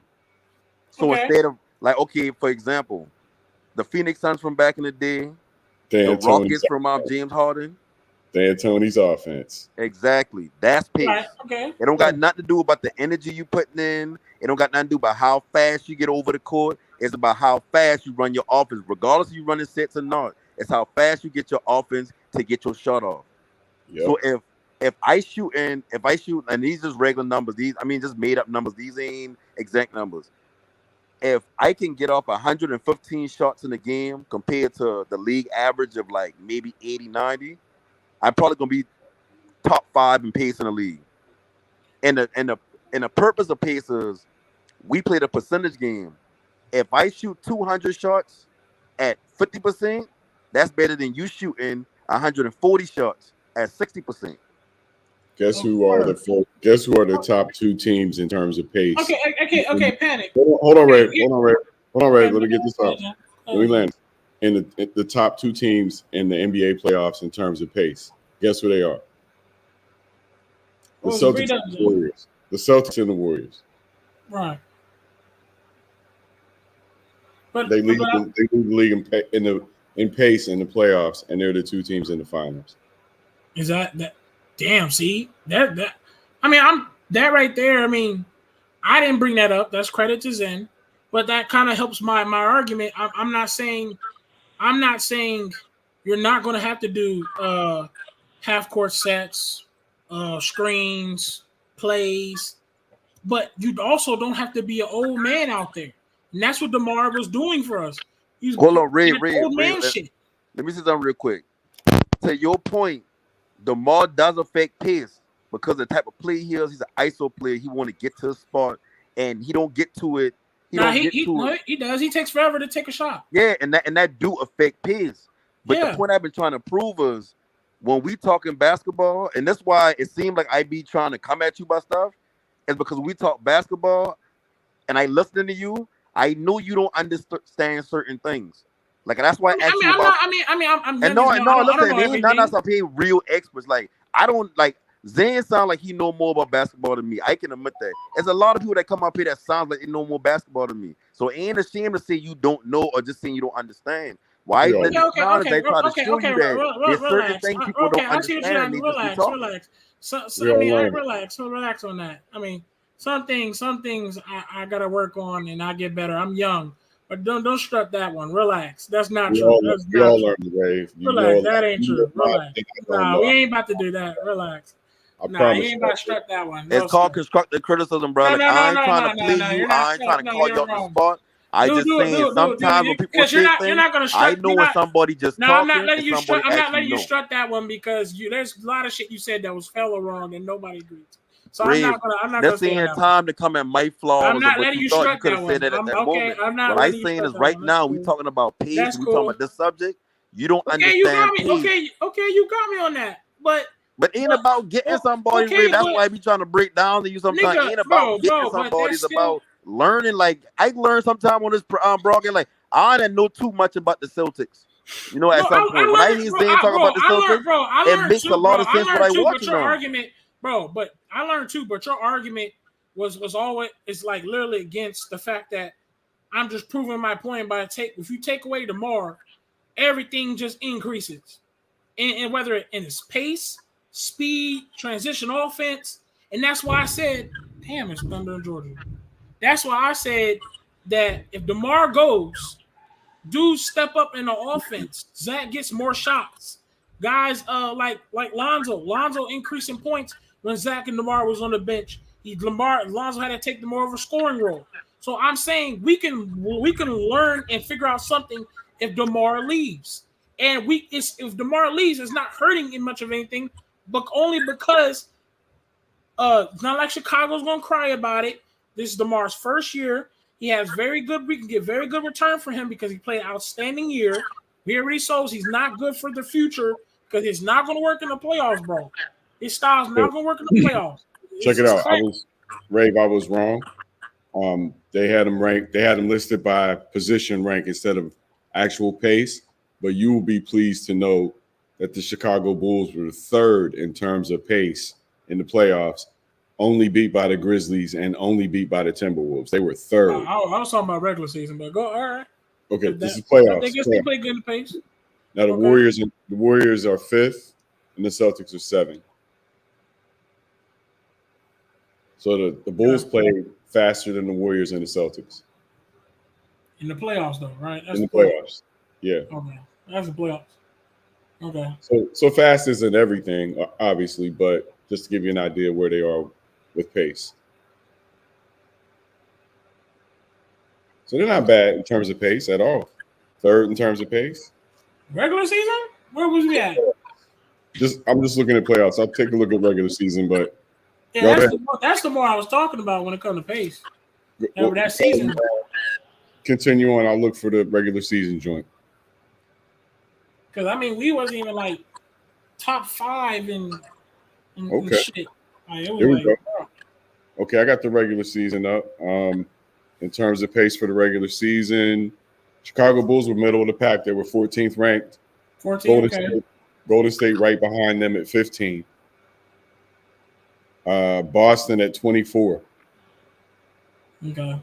So I don't know. Maybe pace isn't so much the issue. Regular season wise, they were middle of the pack in the playoffs. I mean, I wasn't based on everything on pace.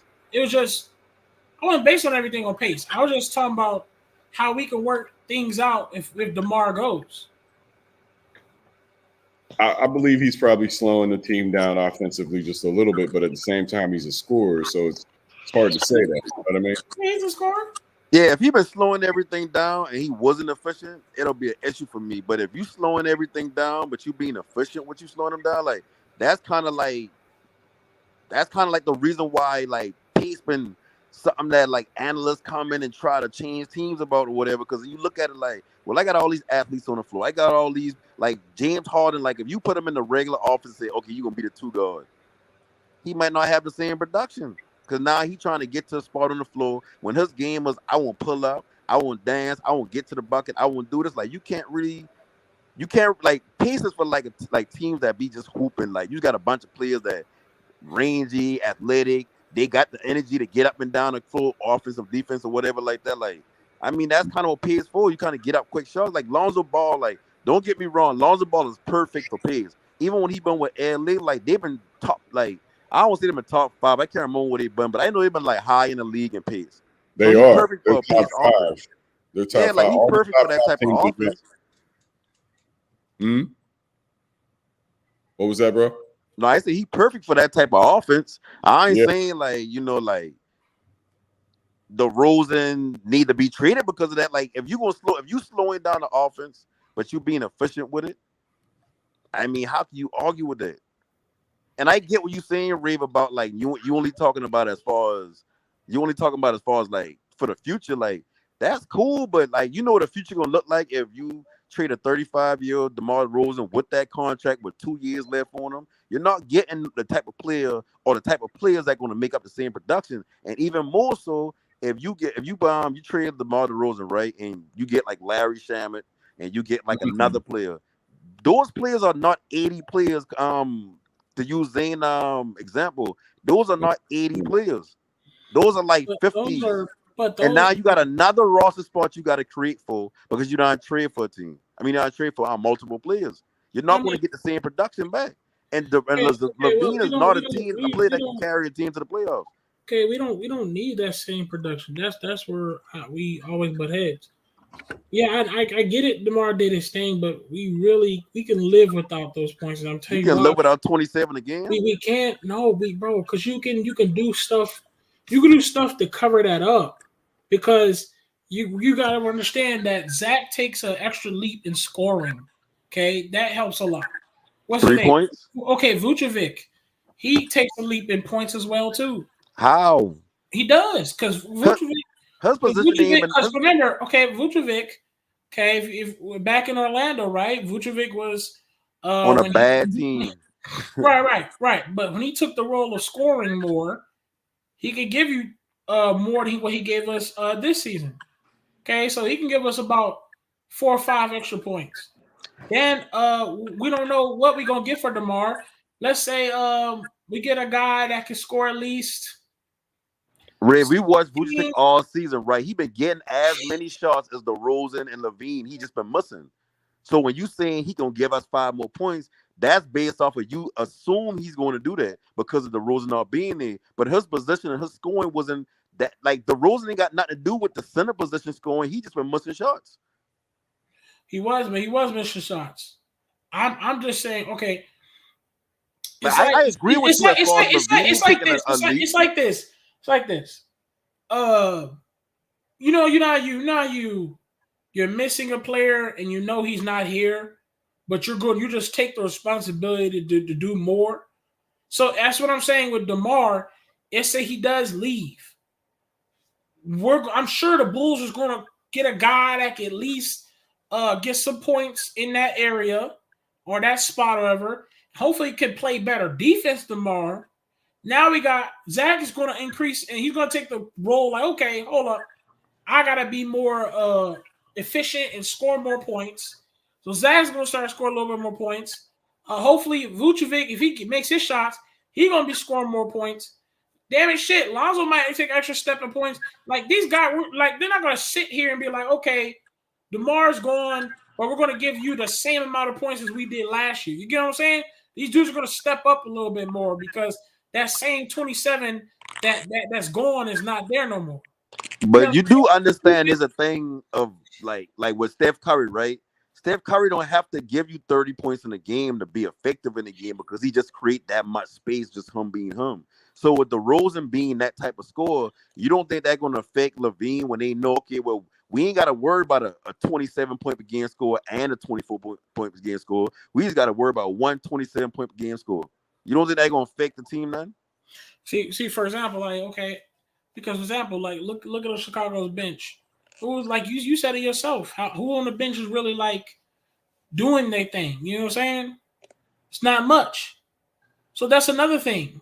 If you give up DeMar, you might get some good bench quality that can get some buckets. I mean, that's cool and everything now, but I'm just saying, if we replace DeMar with a guy that can defend more and get a couple shots off, can probably spread the floor a little bit, and then extra pieces that we got for him, get a good shooter coming off the bench, and especially we get a big man eventually come.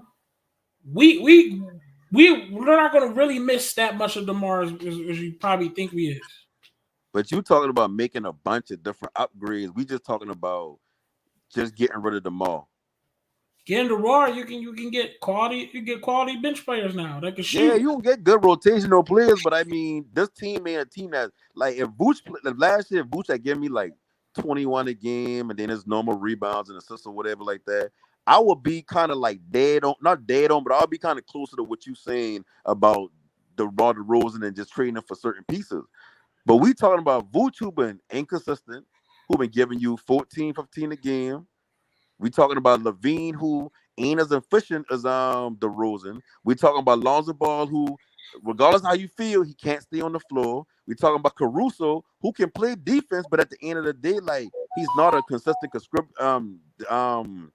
contributor offensively. He's not going to give you 20 a game. Like he wasn't even doing that in LA.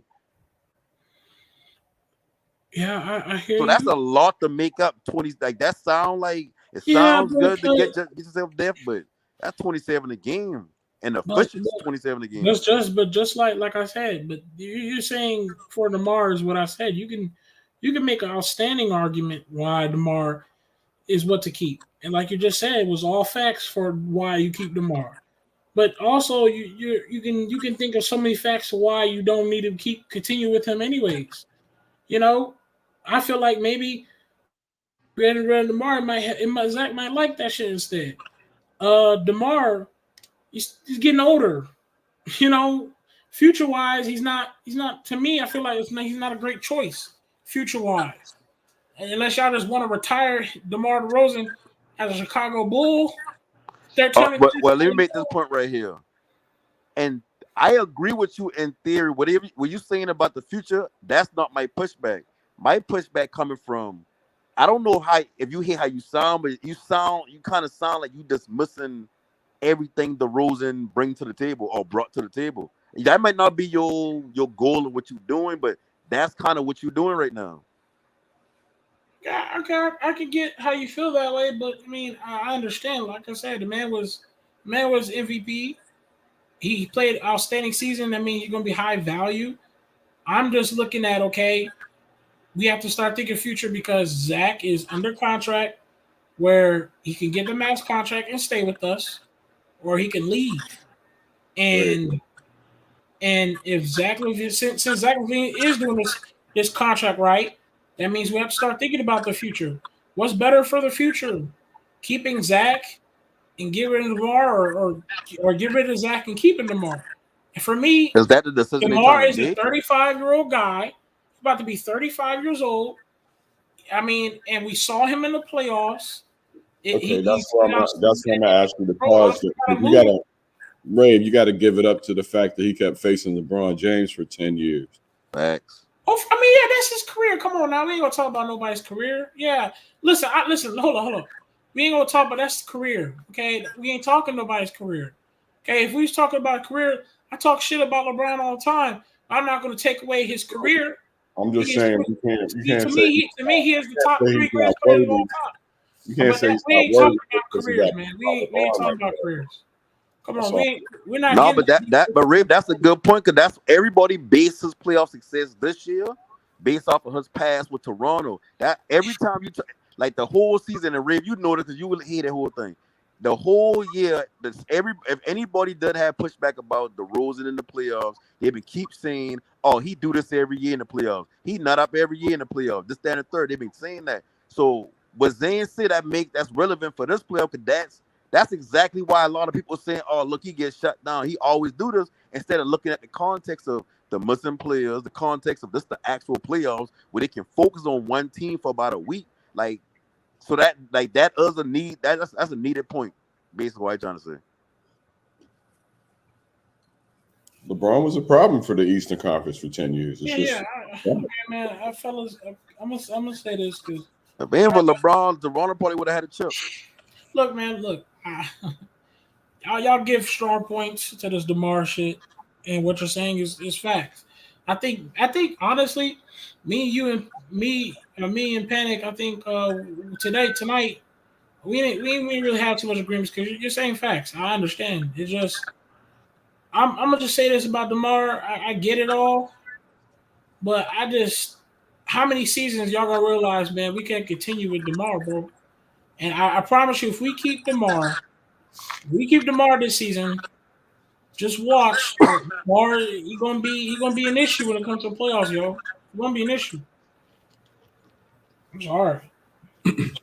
I can't move forward with him, bro. Y'all can? I can't. I hope that you're wrong, and that's only hope, Ray. Only for the sake of the Chicago Bulls. Only for their sake, I hope that you're wrong. Facts, Dex. DeMar can go to Denver. Let's keep Zach, man.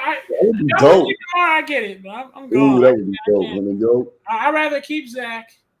He's just a better decision, bro. I get it. Yeah, I mean, I can't argue on that point about the future, but at the same time, like, when I look at Zach LaVine, I don't see this player that gonna make much of a difference without a player like DeMar next to him.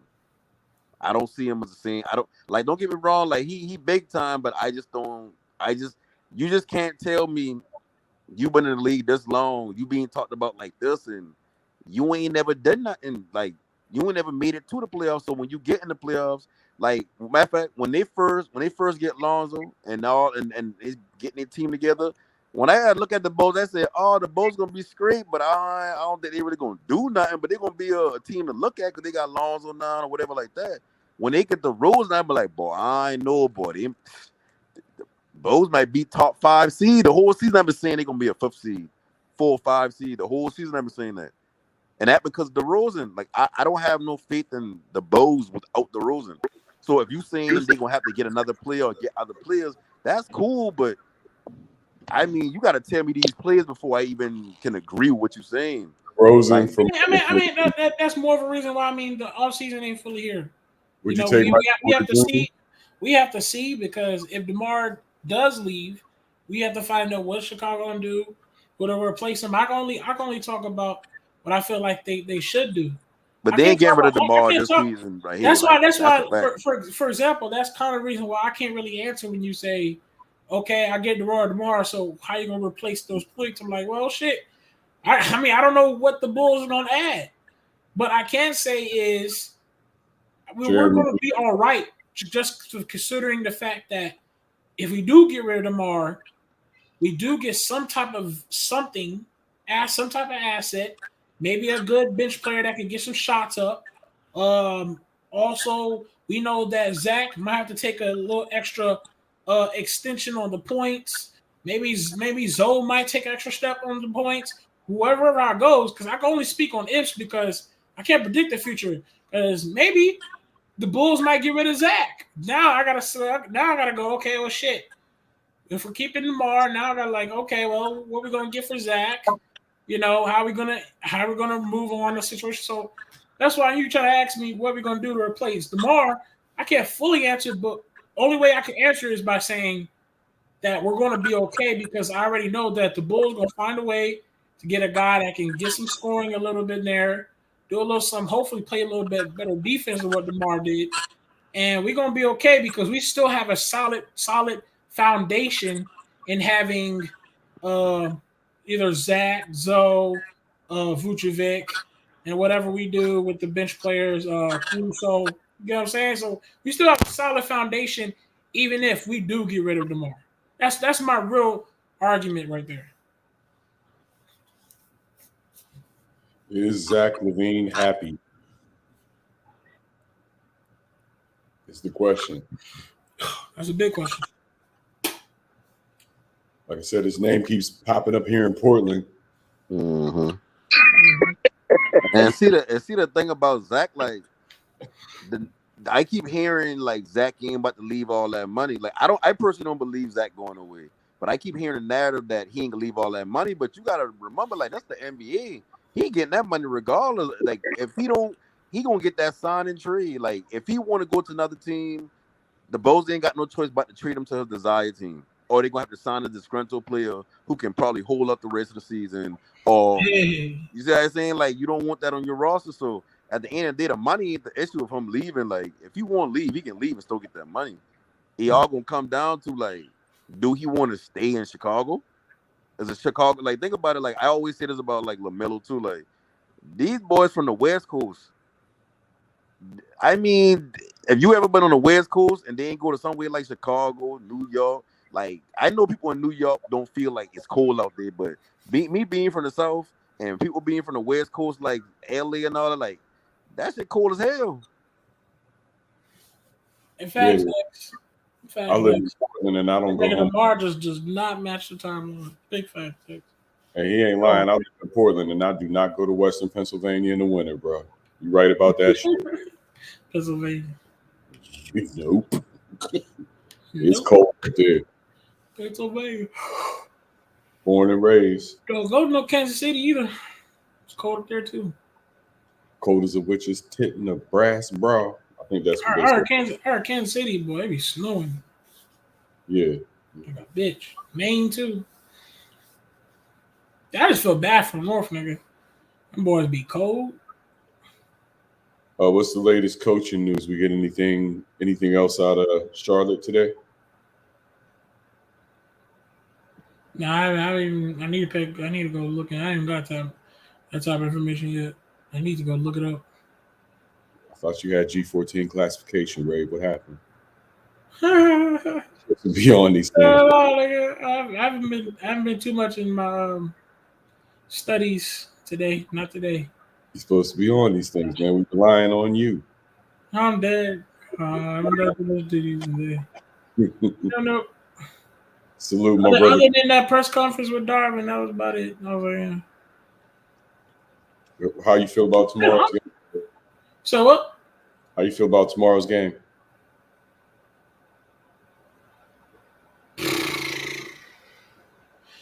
You know what? I now feel 50-50 with the Celtics and the Warriors now, because it's like I watched the Warriors that first game. They was doing their thing at first, and I'm thinking, okay, Celtics, they just can't keep up with this firepower.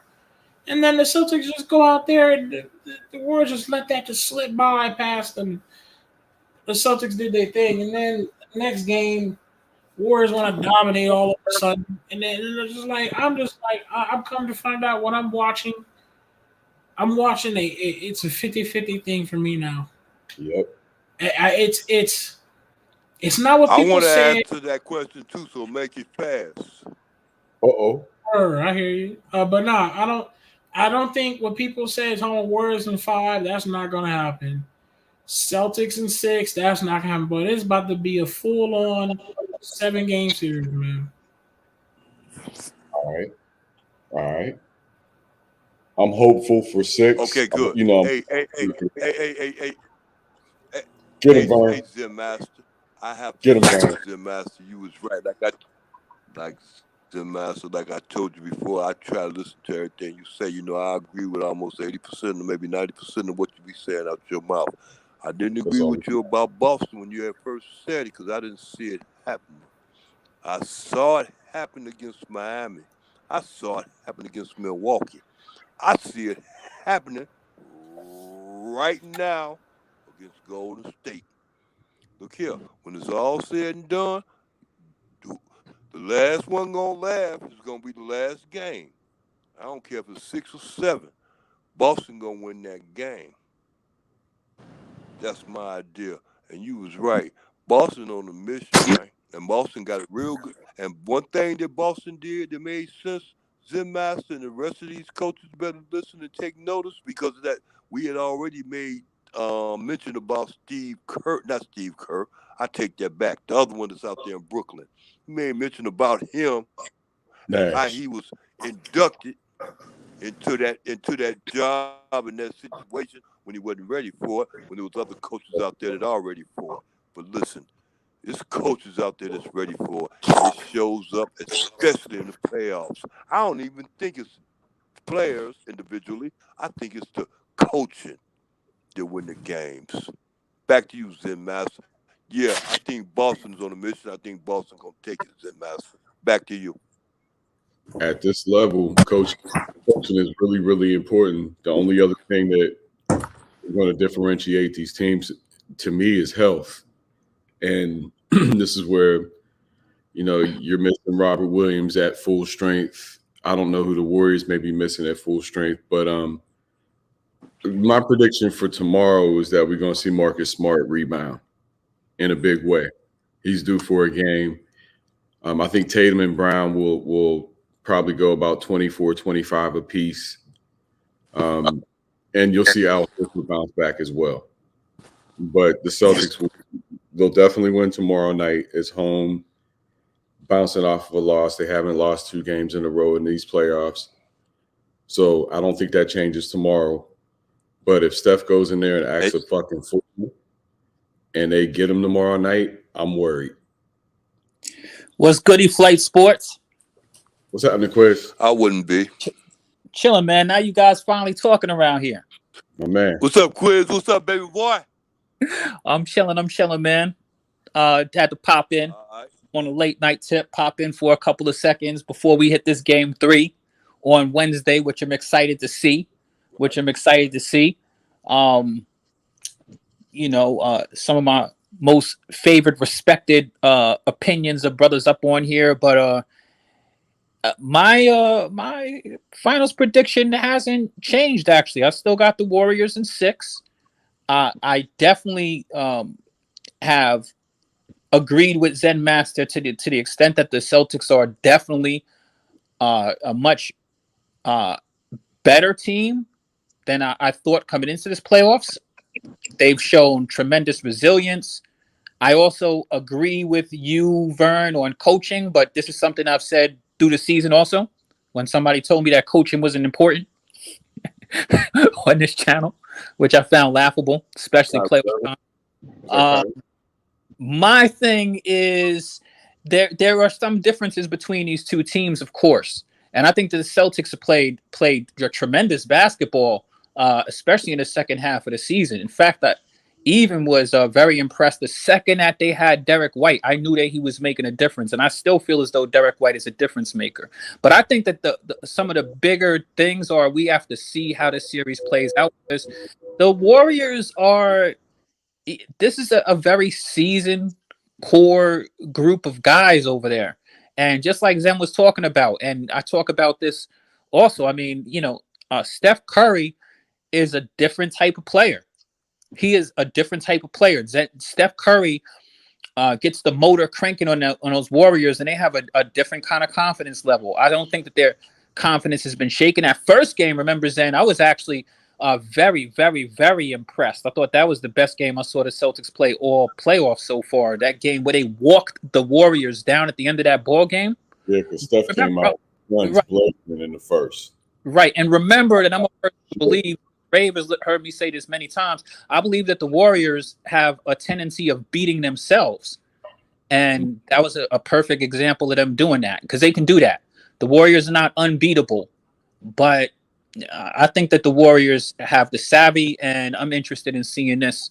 I think it's going to go 6, but it may go 7. And if it goes 7, I don't know. I'm still not torn at the Celtics will win if it goes 7, but I got to feel as though the Celtics have heart, and if they can get it to a 7-game series, it's going to depend on how they play. They won 2 series. They won 2 series already with it going 7 games. Okay, so let's go. I got no issue with that, Vern. My thing is, just if you hear me clearly and understand me on this, I don't think that the Warriors are not. The Warriors have been through these situations. It's not like any of this stuff is going to surprise them.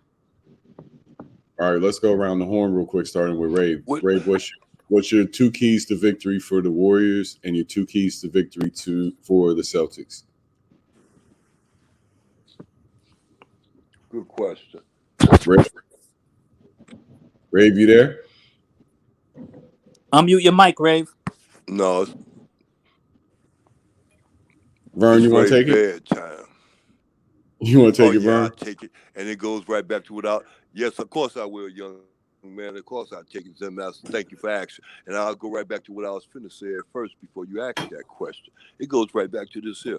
Golden State, look here. Golden State lacks on that defensive part side of the ball. And if it goes 7 games, my brother, that defense gonna come into play. It ain't gonna be no offensive game when Golden State gonna be winning by 20 or 30 some odd points. That defense gonna come into play. Golden State don't have that defense. Nor do they have that defense mentality. I know Boston got one thing, and they're gonna lock Curry down. They're gonna try or attempt to lock Curry down, put very special focus on him in that game 7. And I see it going that way. And so if you're the Warriors... The reason why I see it going that way, just like we said before, it's coming down to the coaching, not the plan. Because remember, I'm going to tell you, Tim Master, you has mentioned it. Remember, especially when they played against Milwaukee. You see how many times Milwaukee, when they blew them out, Boston came back? Yeah, what they kept doing is that don't happen in the NBA by luck. Salute to Basil in the chat. Boston turning the ball over. That's how they. You don't want that Boston. You don't want that Boston. My point is, you don't want that Boston. I'm sorry. My point is, you don't want that Boston take you 7 games, because 9 times out of 10 you ain't gonna win. I don't care who it is. Ask Brooklyn. Right.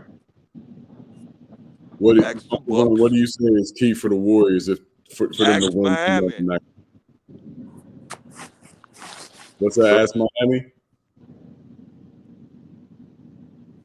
You said ask Miami, Uncle Vern? You cut out. Oh, my bad. I'm not on my normal joint tonight. Ask Miami. Okay.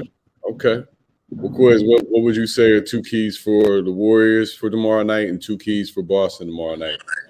I'll start with the Celtics. The Celtics, I think that you hit the nail on the head. The two keys for Boston is defense. Yeah, go ahead, Vern. Go ahead. Go ahead, Vern. 2 keys for Boston is defense.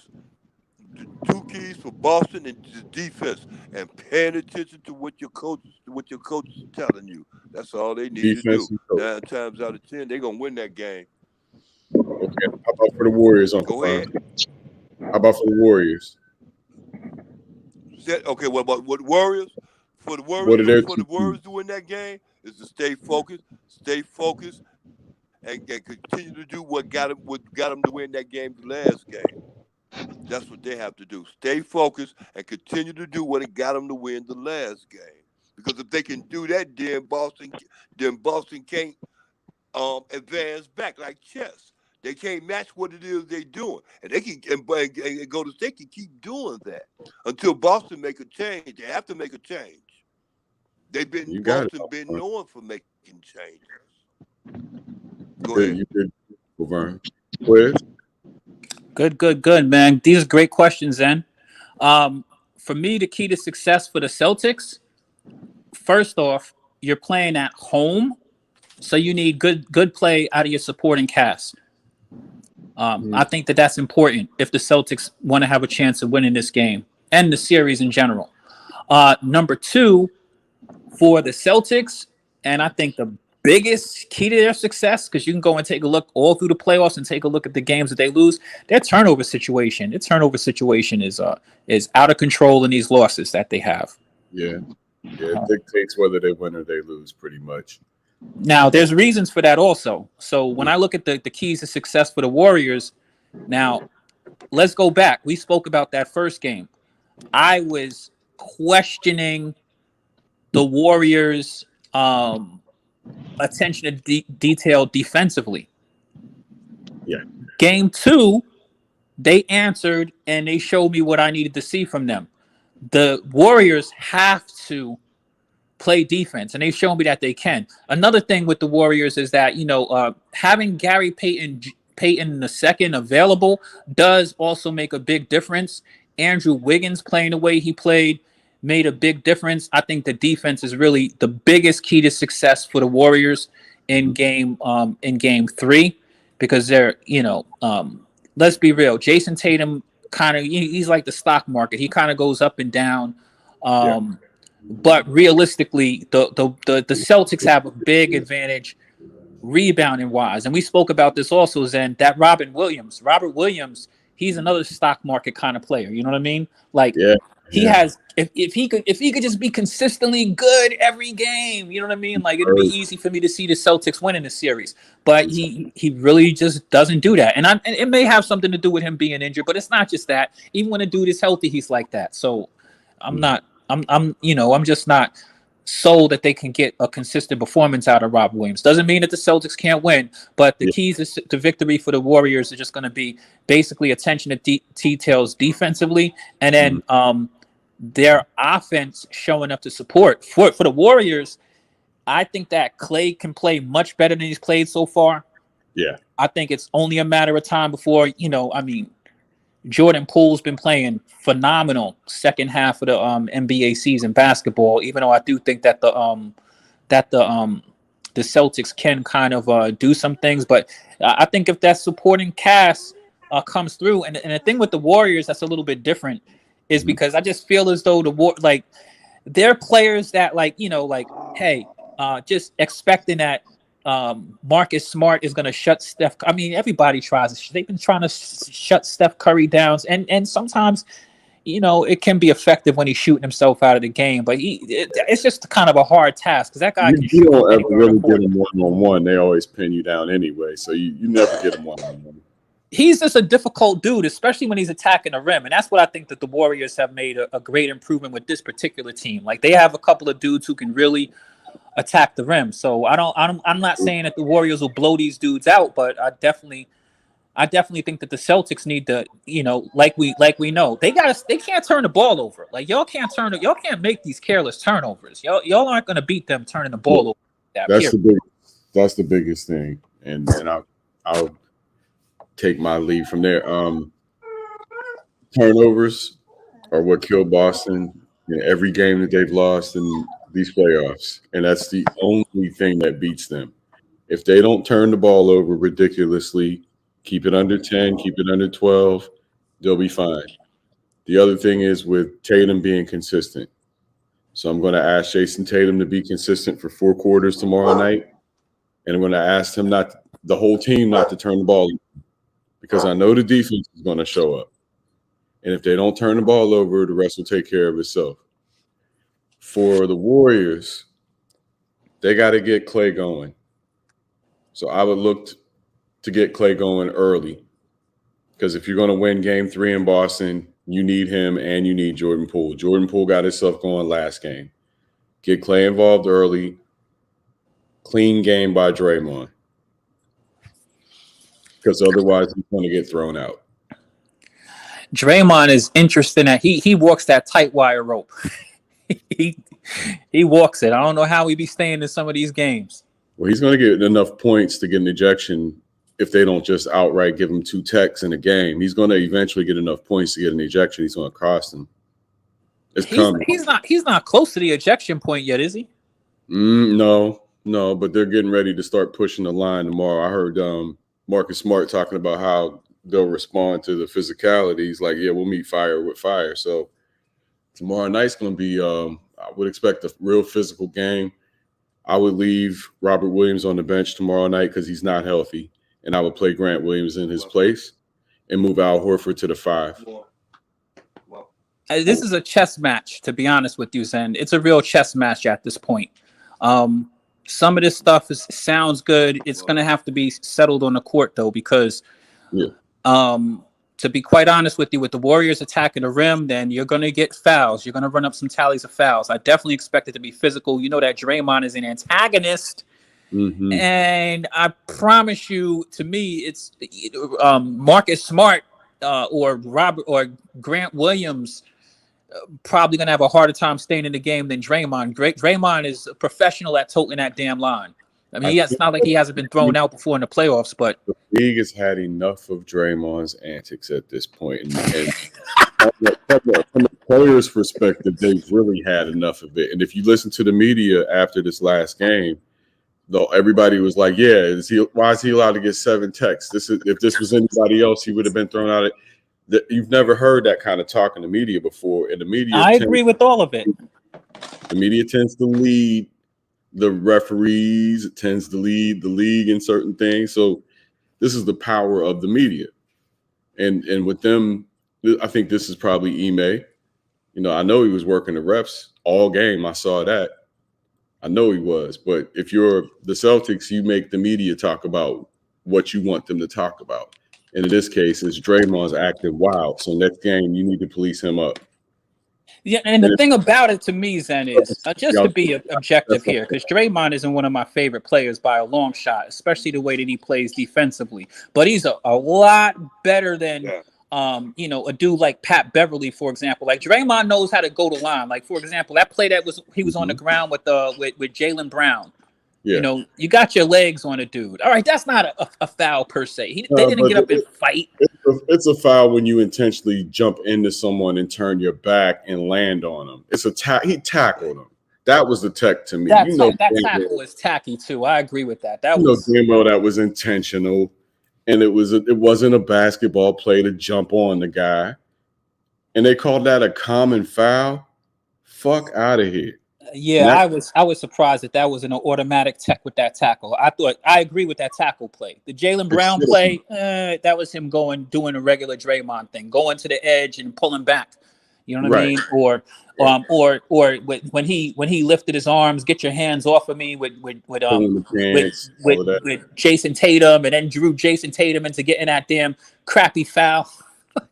Yeah, he's good at that shit. I got to give it to Draymond. He's good at it. He is, but it's also an invitation to the other team to start getting physical with your guy. And like I said last night, if I was the Celtics, I wouldn't worry about Draymond. I'd fuck Steph up every time Draymond did something stupid. But it's tougher to do that, Zach. You want to play that game? Watch your boy Steph hit the deck every time you do something dumb. I want to point out another thing about Steph, too. I noticed I haven't been able to talk about on here. Steph is considerably bigger than he was. Like, Steph is actually starting to look really sturdy. And I want to say this because a lot of people trash Steph, you know, and even myself included in the past. But Steph Curry is a tremendously improved defensive player. He was definitely in the chair last game. I see it. That 15 pounds of muscle he added, it's working. He is we're gonna have to stop shitting on Steph Curry, because I'll be honest with you, I thought that Steph Curry played some pretty good defense last game. And it just shows that, you know, these players aren't staying the same. They're either getting better or they're getting worse. When you say we, you need to say Nico, because we ain't said shit about Steph. You are so right about that, because Nico is the king of shitting on Steph, and I don't fully get it. I kind of feeling him like to like, you know, I know we want to make our dudes heroes, but let's be real. Like Clay did not show up in that last game at all. I mean, you only said it twice. We about to get up out of here. All right, fellas. Peace, y'all. All right, y'all. Go back up tomorrow. Salute. Peace and love. Flight Sports TV, man. That's my dude. I rolls with him. You heard what the man said. It's Flight Sports TV.